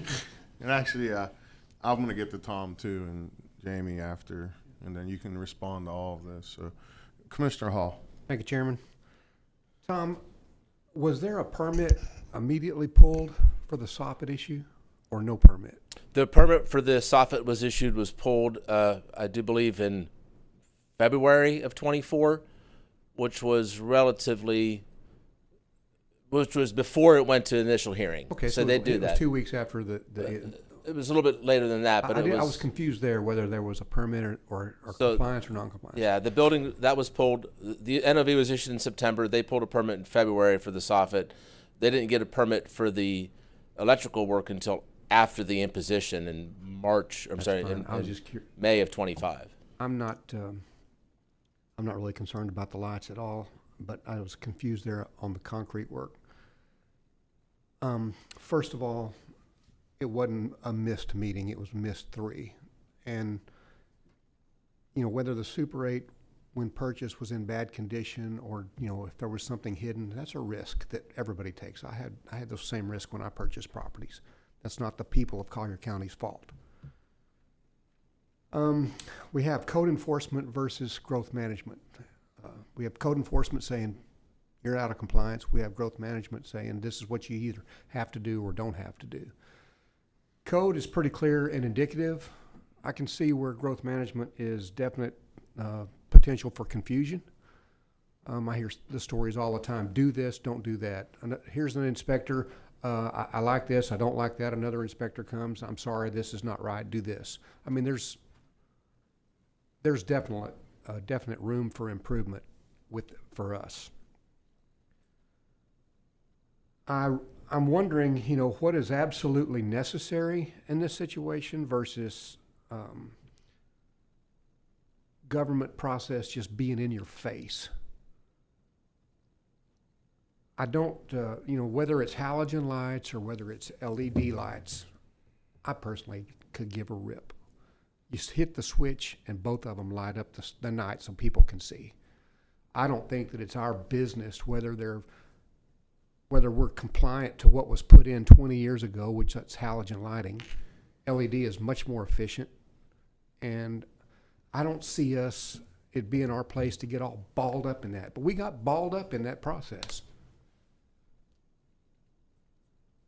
With saying that, we do have a process, whether it's state statute, whether it's state statute or whether it's our own local code. We have a process that we like to follow, and that process is not perfect, and I would like to see it get more perfect. I would like to see our process allow us to think more openly and with more common sense instead of the letter of the law. You're not in the letter of the law. This is halogen LED. You have to put the halogen in and you have to go find those lights. I mean, that's like stupid to me. That doesn't make good common sense.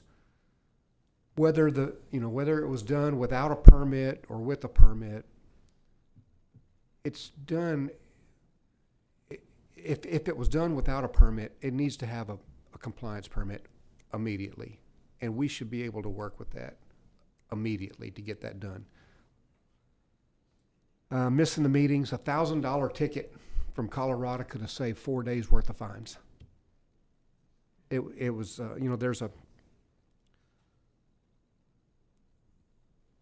there is an appearance of total neglect here by the respondent.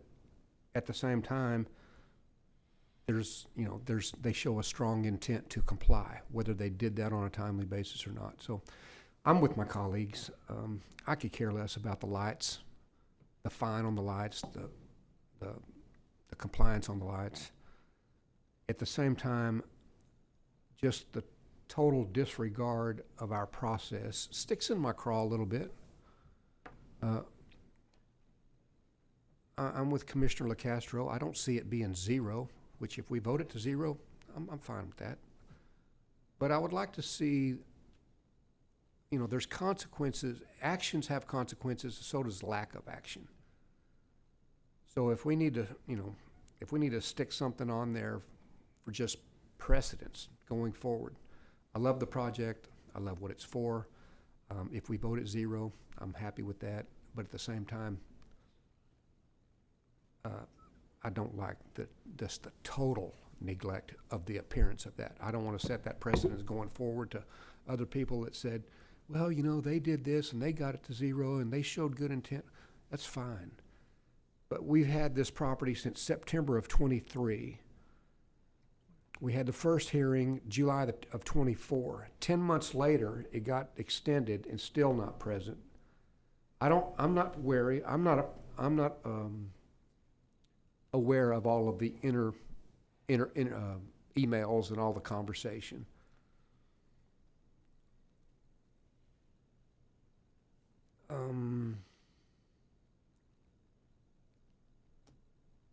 I'll let somebody make a motion, and I'll decide on what to do. But I'm not really for zero. I'm not anywhere interested in anything close to 150,000, anything even close to 10,000.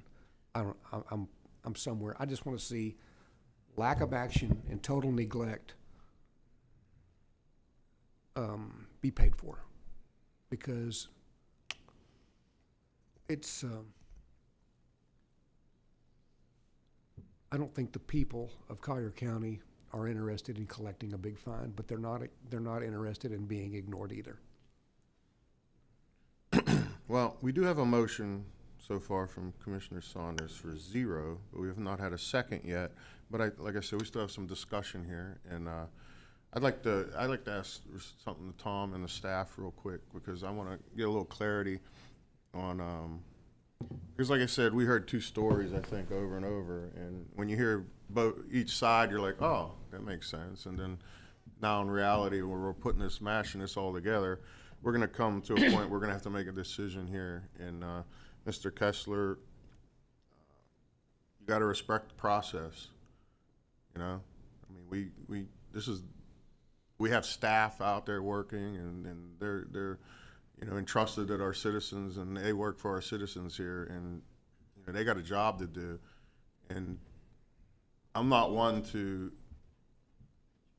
I don't feel great the fact that you decided not to show up for whatever reason or whatever it was, at the initial hearing, and then of course the second was continued, and then the third one was on your own circumstances, and you set by your own people to be there, and the magistrate granted that, and nobody showed up again. So to me, that's a little bit, that's kind of insulting the good people that work for this county and trusted by the citizens here. I just want to get a timeline, because when I hear the stories, and I've heard both sides of the story, the staff side and their story, we know that Greater Naples at some point responded to this property because it went from being like a retail hotel type setting to they were starting to rent it to people, and there was another layer to a permit or something like that. Yeah, they fire called code and advised that that they were renting out units. That would be a change of use. When code arrived on scene, we couldn't determine the validity of those rentals at that point in time, so we closed that case. Okay. But while there, we saw that the stucco had fallen, and we saw the lights, and we opened up those cases while we were there. Okay, so there was an execution of violation on some day in September 2023, correct? And this is where I get foggy, because when you read the more verbiage of what they were given in a written letter, in there it kind of stated that all they had to do was take these violations down at the time, and it wouldn't been a problem. Correct. All of our NOVs. From the other side, that they never had clarity of that. So can you, because when you said yesterday, you didn't say that. You said get a demo permit. Correct. All of our NOVs are basically relatively the same. They say either return it to normal or original permitted conditions by obtaining a permit for demolition of what you installed, or by permitting what you installed. So you can permit the lights to change the lights, or you can demo and put back to original permitted conditions. So that's our standard orders. That's our standard NOVs, and what's also standard written in the orders by the magistrate and the code board. So from the beginning, they know that they can do A or B, and that's basically it. Okay. So, and I think the confusion was, when I was hearing the other side, was that was not clear to them. They could have just taken the cameras and the lights out, and that would have ended that particular portion of the. I think oftentimes, Commissioner, people get confused because they want to keep what they have, and they try to find a way to keep what they have. And as they continue to try to find a way, they continue to find another way, and they can't quite get there. So until they finally say, you know what, I'm just going to tear down the chicken coop since I can't get the chicken coop permitted. Same story with that versus the lights, or the security system. If they can't get it permitted, it's just not worth the squeeze to do it. Rip it out, call it good, be done with it. Okay, so it's an assumption that they went that route, even though they could have tore them out at that time. That's more of an assumption. We don't know that that's their mindset. Correct. Or were they under the assumption that they had to get a permit and figure it out from there? But I mean, I'm just trying to Understood. get because I'm trying to get the exact language. I know Mr. French wanted to say something in reference to. Thank you, Commissioners. Appreciate your time. For the record, Jamie French, your Department Head for Growth Management and Community Development, which does include code enforcement. Mr. Esposito, our Deputy Building Official, who's also a former licensed general contractor and, of course, a licensed building official, as one of the 5 authorities having jurisdictions, one being the local government, under 553.80, and I certainly appreciate what Mr. Jovanovich, and I've worked with Rich and learned from Rich over the years, but the bottom line is the only authority that has the ability to regulate or to interpret the Florida Building Code is your building official, and that's any community or school district or jail. At the end of the day, you've got probably about 3 or 4 different individuals that work in this, including Mr. Esposito. So I appreciate that the applicant or the appellant is basically saying, well, I got a different story every time. They're not speaking to a building inspector. they're speaking to one of these 3 or 4 people. The bottom line is this property has a history with me, because I remember working with Matt Holliday from Naples Community Hospital when they were unlawfully occupying and utilizing these, and there was a conversion issue where I actually worked with the original general contractor from Miami, that they had people living in there during Hurricane Ian. And it was me that asked the fire department to go in there and put them on fire watch so that we had a safe place for these mooring park and for the NCH, and the fire department was great. Now, where it went from there, I don't know. I trusted that the property owner would be working with their general contractor, who eventually ended up and fired themselves. So I know Doug did work with the property owner representation or their contractor. They could have converted this back to what it originally was, but there was work done when they originally bought this to convert this into living. The Florida Building Code does not allow for that. You have to go through that change of use. So fire has been with them from step one on fire watch, training their employees so that we allowed for occupancy. We did work with Rich on the Styx project there at the Golden Gate Golf Course. And eventually what happened is that K2 followed. And that was a miraculous 60-day PUD. We're proud of that one, and it offers other livable options. But we have worked with this property owner for several years. You issue better than 4,000 permits per month. And I would only ask, just to back staff a little bit, in my 22 years here, rarely have I had anyone show up here and say, well, I got a different story every time. We recognize that, and we do try to create consistency. And if you've ever used our portal software, it is concise. It tells you exactly what you need. It makes code references. And so I appreciate the fact that maybe they don't know, but when they hire a contractor, that licensed contractor, they take almost an oath to their license that say, I know the code. I know your land development code, and I know the Florida Building Code, and I know the Florida Fire Prevention Code in those fields that I'm supposed to work. And again, Mr. Sposito's here to, if you've got any questions on the timeline, Doug's been involved with this one. He can certainly answer them. Thank you, Mr. French. Tom, or maybe you can even answer this, Rich. What, can you break down the 2 fines? Yeah, I can, and yeah, I got it. It's the fines for the security camera and lights was $91,250, and the fine for the soffit work is $59,500. When it's my turn, let me know, because I'd like to talk about it. Now it's 59, what was the last part? 59,500. How much of that was penalty? That's all, every part of that is the fine's a penalty. There's no, so if I can, whenever. Commissioner LaCastro still wants to make a comment. Okay. I believe our person who made the motion had an appointment. He had to leave. His motion still stands, he said. His motion fails without a second. Yeah, I understand it. I know. I just, I'm until gonna I hear another one. I'm going to try to land this plane, as we always say. Okay, I don't want to turn this into Costco. Okay. Hey, we got a long meeting today. Yeah. First of all, this group that's taken an eyesore in the community and turning it into something amazing, I truly appreciate and highly respect. And it's complicated. You know, you take a dump of a hotel that probably should be torn down, and then you guys salvage it and everything. Okay, you know, we wish we could do that for some other places, and you have some partners that are highly regarded in the community. However, we also have to remain impartial. So just because I might like what you're doing doesn't mean I can ignore something. Something that was said by one of my colleagues, I couldn't disagree with more. Okay, missing a meeting and saying that's irrelevant. Okay, that's not a signal I would ever want to send to anybody outside in Collier County, or every magistrate meeting would be an empty room because people would just think, yeah, you know what, I'll come to the big meeting at the end and it all go to zero. The reason we have the magistrate meetings is if you were a representative would have been there, we wouldn't even be here because it could have been decided at that meeting. And I'll give you an example. I've got something very similar in my district that has fines way higher than yours. It's called Good Mood Ranch.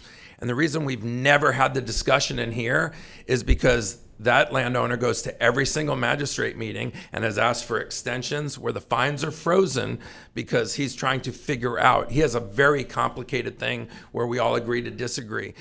That's a responsibility you have. So I think it's very irresponsible for any of us to say, so I'll disagree, and it was Commissioner Saunders and we'll agree to disagree, but that's like saying, well, speeding tickets are irrelevant. I'll just promise not to speed again. I will agree with what he said, that fines aren't supposed to be just some revenue generator for the county, but they're a penalty. They're a penalty. So someone else that says, oh, the fines are irrelevant, you can get it up to 800,000, then you go to one meeting and they go to zero, is not what the message we want to send to a community. So none of this stuff is irrelevant. But if the penalty is for not following county direction or being fully involved or focused on code and your requirements of what was needed, I'm glad to see the outline. I can tell you the lights. It doesn't matter what the other commissioner saw. I think I did see every email, and it was Keystone Cops. It was you trying to, and then that's when I injected in. And I think I even said what your attorney said, which was, guys, are we reinventing the wheel here? Sort of like what Commissioner Hall said, halogen or LED. Somebody make a command decision. I cannot believe I'm trading a dozen emails on what kind of lights, and maybe they need to be ripped out and all that. But having said all that, there is a penalty for not being as aggressive on your side as you could have been. Meetings are not irrelevant. You could have saved us all this time possibly by going in front of the magistrate and outlining all this stuff and all the details. And I know Mr. Ivanovich wants to have the last word, and I welcome it. But just to throw something out on the table, what I would be comfortable with, $25,000 fine for things you woulda, coulda, shoulda done, but not zero. Those meetings are not irrelevant. You didn't have to fly here on a Concorde to go to the meeting. You could have Zoomed in. You could have sent a rep. You could have done a whole bunch of things to not have 100. Like I said, you could have flown first class for less than $150,000. So I'm not penalizing you for missing a meeting, but the meetings aren't irrelevant. And I also did some things. I did see some things in that email where there was lack of tightness and lack of communication on both sides. So that's why I think the 150 isn't something that I entertain, but not zero. So just to throw a number out there and say, what do I think is fair? Where are you responsible? Because to me, as the applicant, you have many avenues to raise a red flag and go, hey, county manager, your staff's giving me the runaround. Hey, county commissioner, your staff's giving me the runaround. Hey, I better go to that magistrate meeting and present my whole case and say, I'm really not getting good direction here. And right now I have $42,000 in fines that are adding up. And of course, when you don't do that, the fines continue to progress. So for me, just to throw something out there to see what I think would be fair, and to send a signal out there that missing meetings and maybe not doing everything humanly possible, because the onus is on you in a big way. Maybe 51% you, 49% the county or whatnot. I want to feel that there were some repercussions. How did I come up with that number? Yeah, a little bit of math here and then a little bit of just intuition or whatever, but I would support a $25,000 fine, and then let's move forward and cut the ribbon on this project that's going to be great for the county. And the precedents we set to people is nothing's irrelevant. You have a responsibility, and if you think you're getting the runaround, you've got plenty of things at your disposal, to include reaching out to your county commissioner or to the county attorney. I mean, there's a lot of things that could have been done. So part of the decision we're making here is also sending that message to other people, that don't just sit on your hands and trade 1,000 emails for 2 years or whatever it was and watch the fines add up. So that would be my motion of $25K to just resolve this and move forward. Can I? So we didn't get a motion on the zero, so that's done. We have a motion on the floor for $25K. May I address it before? Now. May I address? Mr. McDaniel wanted to say something. I hate to just have you keep going. Let him. No, You can address. You can. I'll wait. You wait. Yeah. Go ahead. I mean, let's assume I was retained to attend the magistrate meeting. At that point, there was already $102,000 worth of fines. Okay, and let's assume I got him to stop going and accumulating the fines. And let's assume I had the opportunity to go back and explain to Mr. Neal why my client shouldn't pay $150,000 for the fines. That probably would have cost my client about $10,000. So I think that would be an appropriate penalty for missing the meeting. Because, and I started with, we should not have missed that meeting. That was a mistake, and he acknowledges that mistake. The first request for a continuance was by the other K in the K2. That's our issue. It's our own internal issue. Mr. Kessler should have said, hey, Rich, can you attend the meeting? I would have run right down there. I would have said, please stop the clock or the fines. For now, I'll come back to you once we get into compliance. I think that there's plenty of blame to go around as to why the fines continue to accrue. But if you want to look at what's a reasonable cost to have attended that meeting and got everything in place, I think it would have been about $10,000. Well, he could have flown here first class for $1,500. But I could have done it. I would have never paid you $10,000, and I would have sent a rep from my company. But I would have gone through the process of having to argue all of this. I'm just telling you, what's an appropriate fine? It's pretty clear.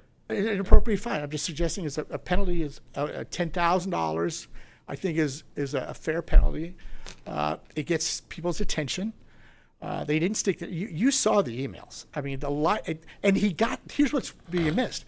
They got the permit to do the work, the soffit work, prior to the date required for compliance. That's the one that really was the one that I think you all are saying we should have fixed the soffits. So I'm requesting you to modify your motion to see if you'd come down to a penalty of $10,000. Mr. McDaniel. Mr. French. One of the things I'm really grateful of is I haven't been reading all this stuff. All these emails, all this correspondence back and forth. Jiminy Christmas. Estimate the county staff's time spent messing with this. Plus minus. I would say over the years, we're probably maybe over north of 100, less than 150. Yeah. Well, I'm not certainly in favor of 0, and I'm not in favor of 25. I am in favor of not fining for work that was performed by somebody else that they didn't even know when they bought the place. That accrued $100,000 worth of fines just because. And it's not one meeting. Everybody keeps saying one meeting. There were 3 meetings plus a continuance, and everybody was juggling that. So I'm more. I mean, and again, I do agree with Commissioner Saunders. This isn't a revenue generator for us. We want compliance. That's the reason we have hearings. That's the reason we have representatives to come and represent people. I have a thought more in the lines of 50. If you want to land a plane, that's a place where I could see fit to let it go. I love the project. I've supported the project all along. I think what you folks are doing is wonderful for our community. I'm all about that. So that's where I'm leaning. Can I just it's Commissioner McDaniel.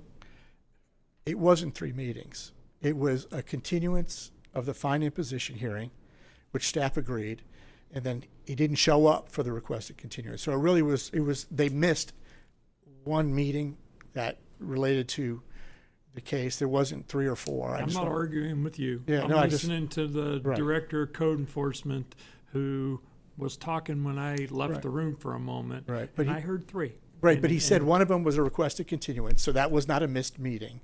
The missed meeting was the continuance meeting that K2 didn't show up for that meeting. And I want to correct one thing. The initial one was a missed meeting. The notice of violation meeting?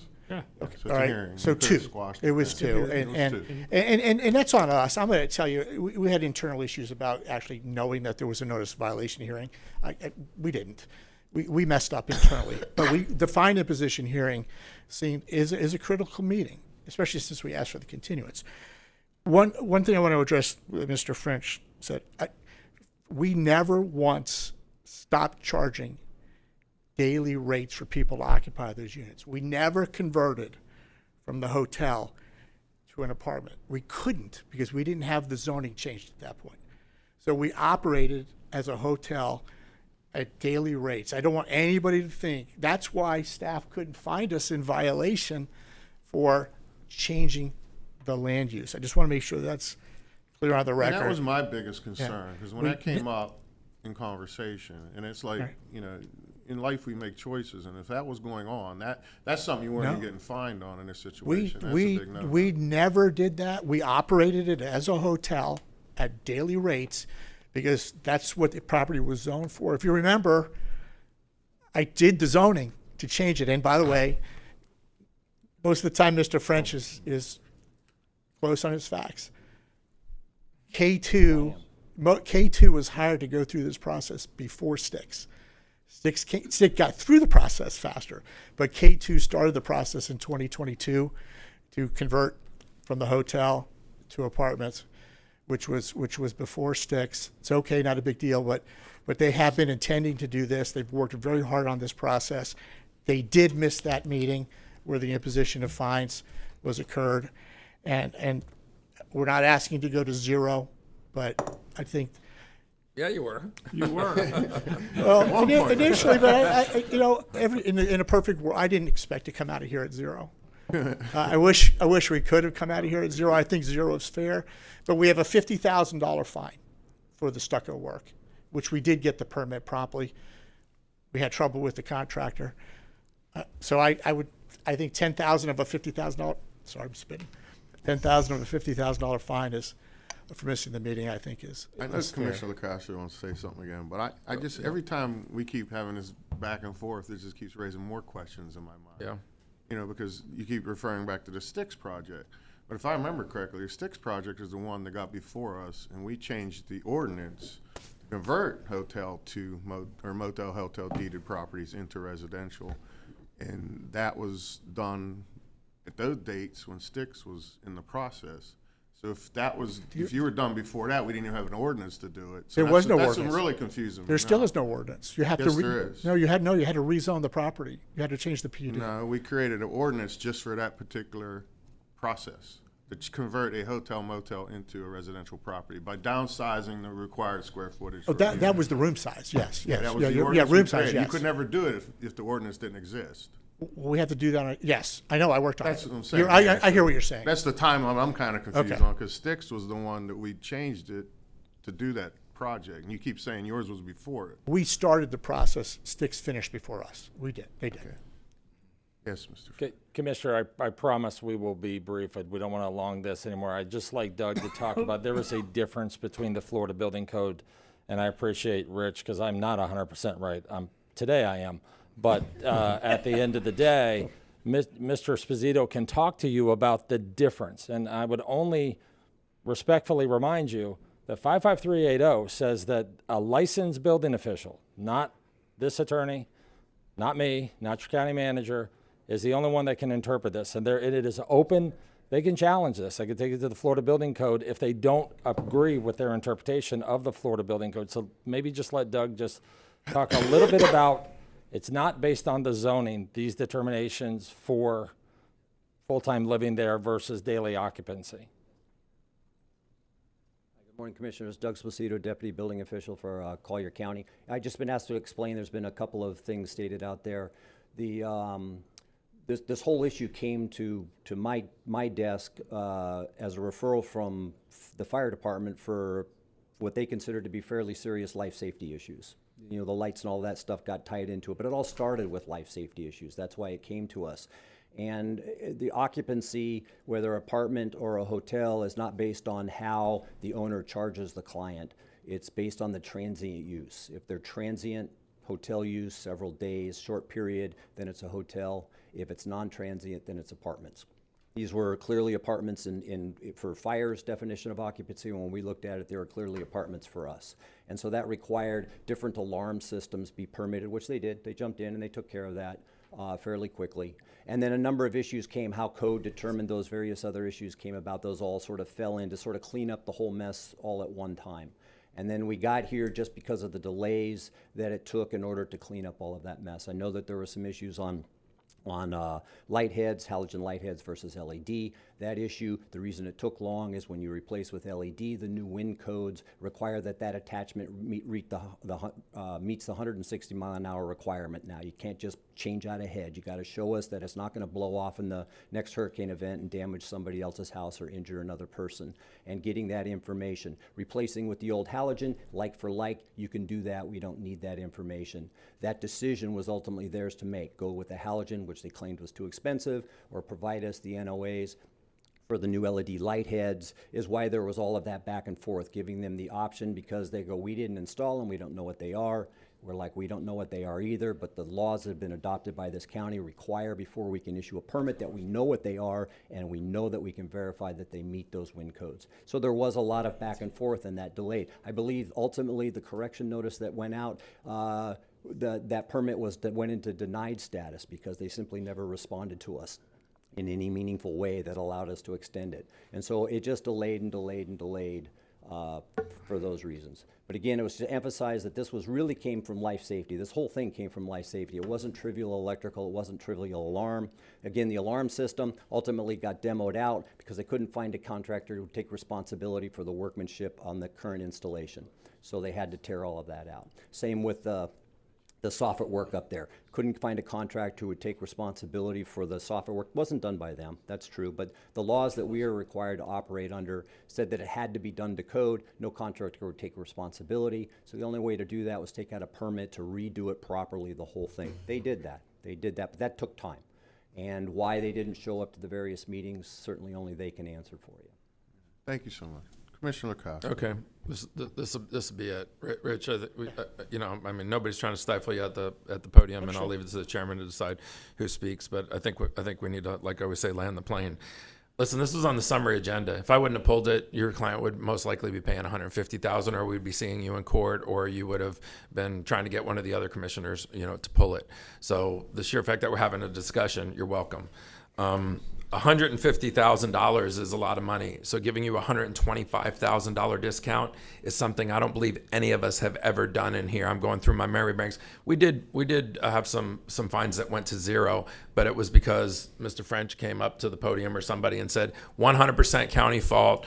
Applicant did everything humanly possible, was working at light speed to try to get things resolved, and and none of us were trying to, stretch somebody or fine them or whatnot. Hearing that, if you add up the time wasted and spent and all that, and I mean, you can always debate that. I'll stick with my 25K motion. I respect what Commissioner McDaniel says, so if some of my colleagues think it should be a little bit higher, I don't think it should be zero. I think he could have done quite a few things, and I don't think it's irrelevant to miss meetings or to not elevate this to the highest possible level when you think that maybe your fines are adding up and they're adding up incorrectly.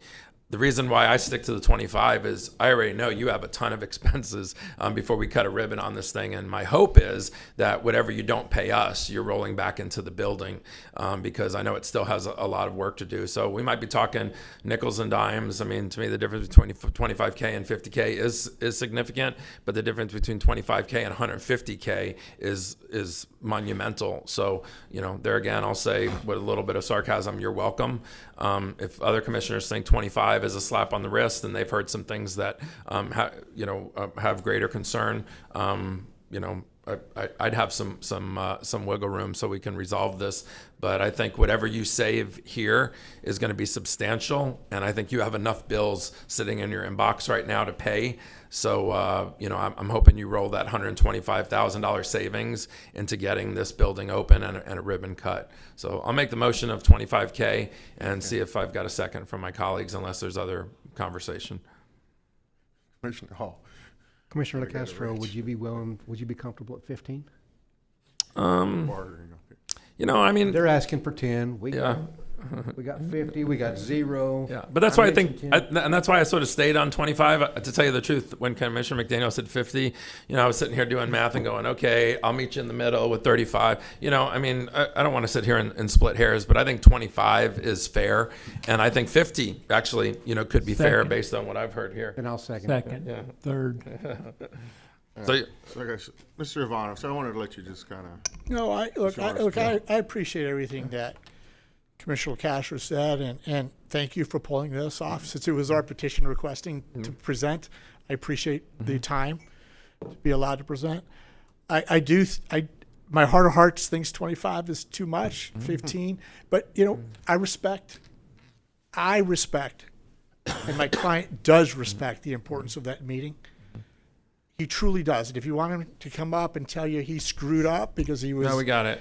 Okay, he realizes that. But at the He same, said it was the other case. well, but the second one was on. He could have flown here, or he could have gotten me. To come Listen, here. I still stick to my motion. I understand. 25K. Do I have a second? And I had a second. And I just want to say thank you for Okay. giving us the time. I just want to give Mr. Ivanovich a second to speak. That's All all I right, so wanna we have a say. motion and a second for $25,000. All in favor signify by saying aye. Aye. All opposed, same sign, same sign. It passes. Thank you. 25,000. Thank you. And I know we had to pay it within 30 days. Am I right, Tom? 30 days?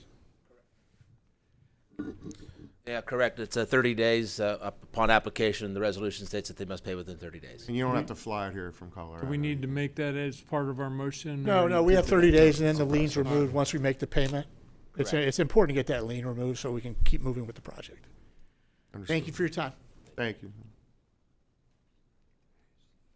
Commissioners, I think we need a court reporter break. All right, we're going to take, we'll come back 11:11.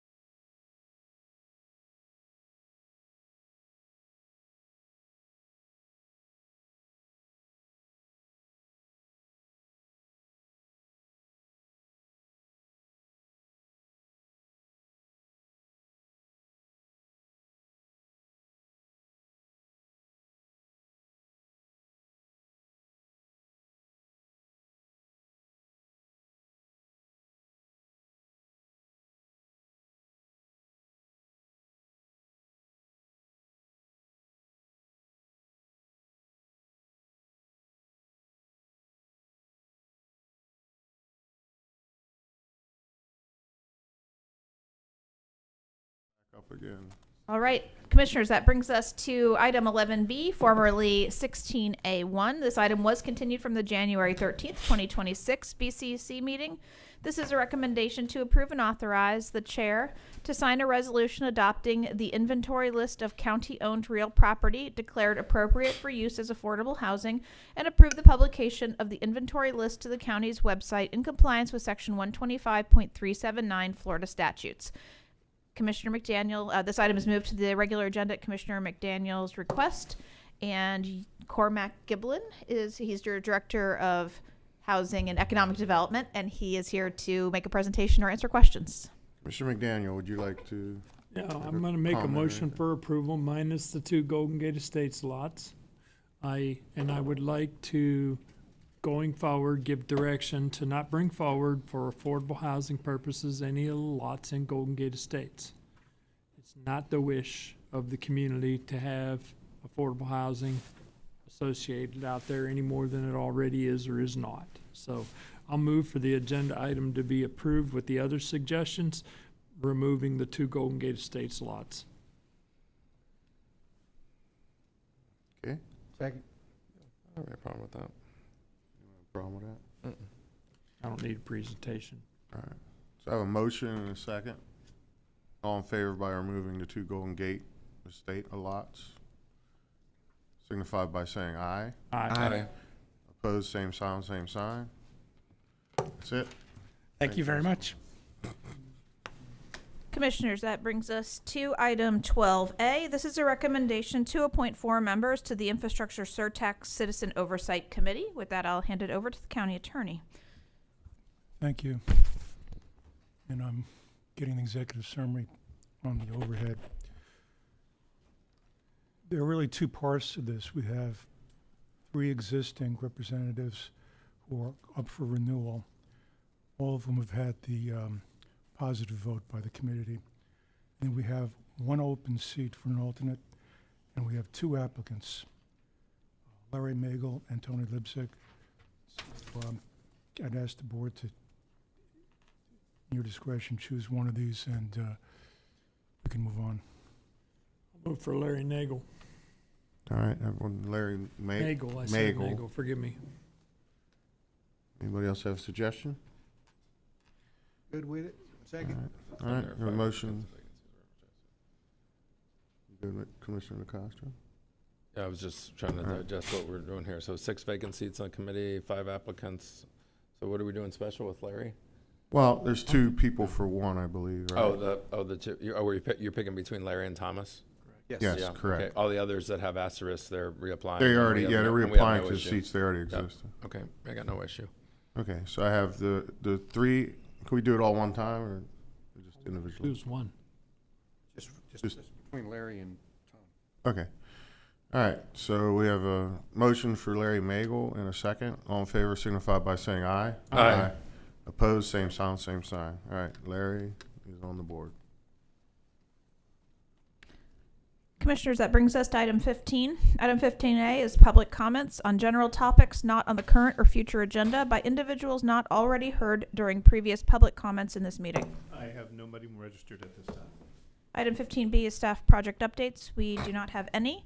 And item 15C is staff and commission general communications. I just have a couple of things for you. First off, you have probably noticed that on social media we've put out some information regarding a water shortage condition that was declared by the South Florida Water Management District. So this kicks into effect additional requirements for our Public Utilities Department. So they will be at this time enforcing those restrictions: no irrigating on Fridays and no irrigating between 10 a.m. and 4 p.m. And then there are requirements for odd numbered addresses and even numbered addresses. All of this information is out, again, like I said, on social media, following the lead of the Water Management District. And if anybody needs that information for their newsletters or their constituents, we can certainly provide that to you. We do, just a reminder, we do have the February 17th Strategic Planning Workshop. And I am working on workshop dates for those from the last meeting that you requested, potentially with the City of Marcos, City of Naples, the school district, and then Lee County. And with that, I have nothing else. County Attorney. Commissioner Kosh. I just wanted to add, and it was only because I got several emails on it where people heard about the water shortage. And I talked to Jim Deloney. Where's Jim in the back? So we traded some notes with some citizens who tried to spin it, thinking all the development, that we've done is created. And Jim, did you ever respond to that citizen yet? You did? Okay. And what we basically said is there's a little lack of rain, so the water table is different than, we're short of water. So I don't know if we've sent any, like you said, maybe we've sent some stuff out, but we want to really clarify, because when we said there's a water shortage in Collier County, I don't know about the other commissioners, I got blasted with a handful of emails from some people that said, yeah, that's because of all your overbuilding and this and that. And it was like, no. They're just saying the average rainwater measurement. And, Yes, sir. We had a sort of thing. very dry, rainy season this year, leading into early cool and dry weather. So it's we're in drought conditions. It's the reason why we have issued the burn ban a few weeks ago, earlier than usual. And there's really not much rain in the forecast, and you can see it driving around. The canal levels and the lake levels everywhere are really low. So we'll continue to monitor that with the South Florida Water Management District. With that, County Attorney. Nothing, thank you. Commissioners. Commissioner Hall. Nothing, thank you. Commissioner LaCastro. Nope. Gotta get up, sir. Commissioner McDaniel. Happy Valentine's Day, everybody. Ah, we worked last year on Wore my Valentine's Day. red tie today. Remember? We all got in trouble. I do. I just got two things I want to just, first, I know we discussed up here in the last meeting about talking about addressing the code for the RV parking inside gated communities or HOA communities that are controlled by their own HOA. So I was wanting to know if I'd like to direct the staff to take a look at that particular code for the RVs parking in the PUDs, and if they're given the permission by their own HOAs, that we tweak that ordinance. So if that's possible. Yes, sir. That needs to be done. Yeah. So, and the other one is going to be just good news. I got a correspondent. I don't know if you guys all got it, but I got a correspondent back from Bridget. Oops, I'm sorry. Well, let's talk about that. You Mr. McDaniel. finish yours, and I forgot to talk about my happy. Oh, okay. All right. Well, Bridget informed me that Lisa Hurley, our representative in Tallahassee, our meeting we went up there for a few weeks back, that Representative Cheney's bill, the one that was for the animal cruelty, they did adopt our language that we gave them with the fines progressing through violation, the particular language, and they're going. And this Senate sponsor was also, I guess, respondent to it, and they're going to include this as they move forward, the language where we had the progressive fining for first violation, $2,500, second, and they even went up to $7,500 as a third. Good. So did they it was agree? I'm sorry. Go ahead. No, I don't. Terry gets mad when I talk over you, so I'll wait till you're done. But I felt that was that was one of the things we went up there for, and specifically talked to a lot of people. We even talked to the governor's office, and having our language going in that bill, I think is important, especially for what's going on and what we're seeing with the animals and how the treatment, and it gives the counties a little bit more teeth to squash this earlier on before it gets into a bigger problem with these. Go ahead, Mr. Question I had, did they agree? Because there were two bills that were going forward, one having to do with cruelty and another one having to do with the retail industry. They didn't join them? No, it was the Cheney bill, the one for the cruelty. So that was the one we really wanted to attach Correct. to. So that was because there was some message from the governor's office that they were wanting to join the two bills, and I was like, oh no, because that'll get clouded with the retail industry getting in the way. And if you'll allow me, Mr. Chair, I got a wonderful letter from our Congressman Mario Diaz-Balart, and we, as you know, we've all been working. When we were in Tallahassee, we spent a lot of time with the DOT for the partial interchange at 75 and Everglades Boulevard, and we were awarded that $2 million for the IJR at that intersection. So I neglected to put it in my notes. So I just wanted to say thank you to Congressman and staff. Trinity does a lot to make sure all those things happen as well. And I know the congressman watches our meetings. Sorry? I know the congressman watches our meetings every. Oh yeah, he's zoomed in right now, I'm sure. All right. Well, that's all I have to say. So. Me too. Well, I hope everybody has a great Valentine's Day this Saturday, and we're adjourned. Great.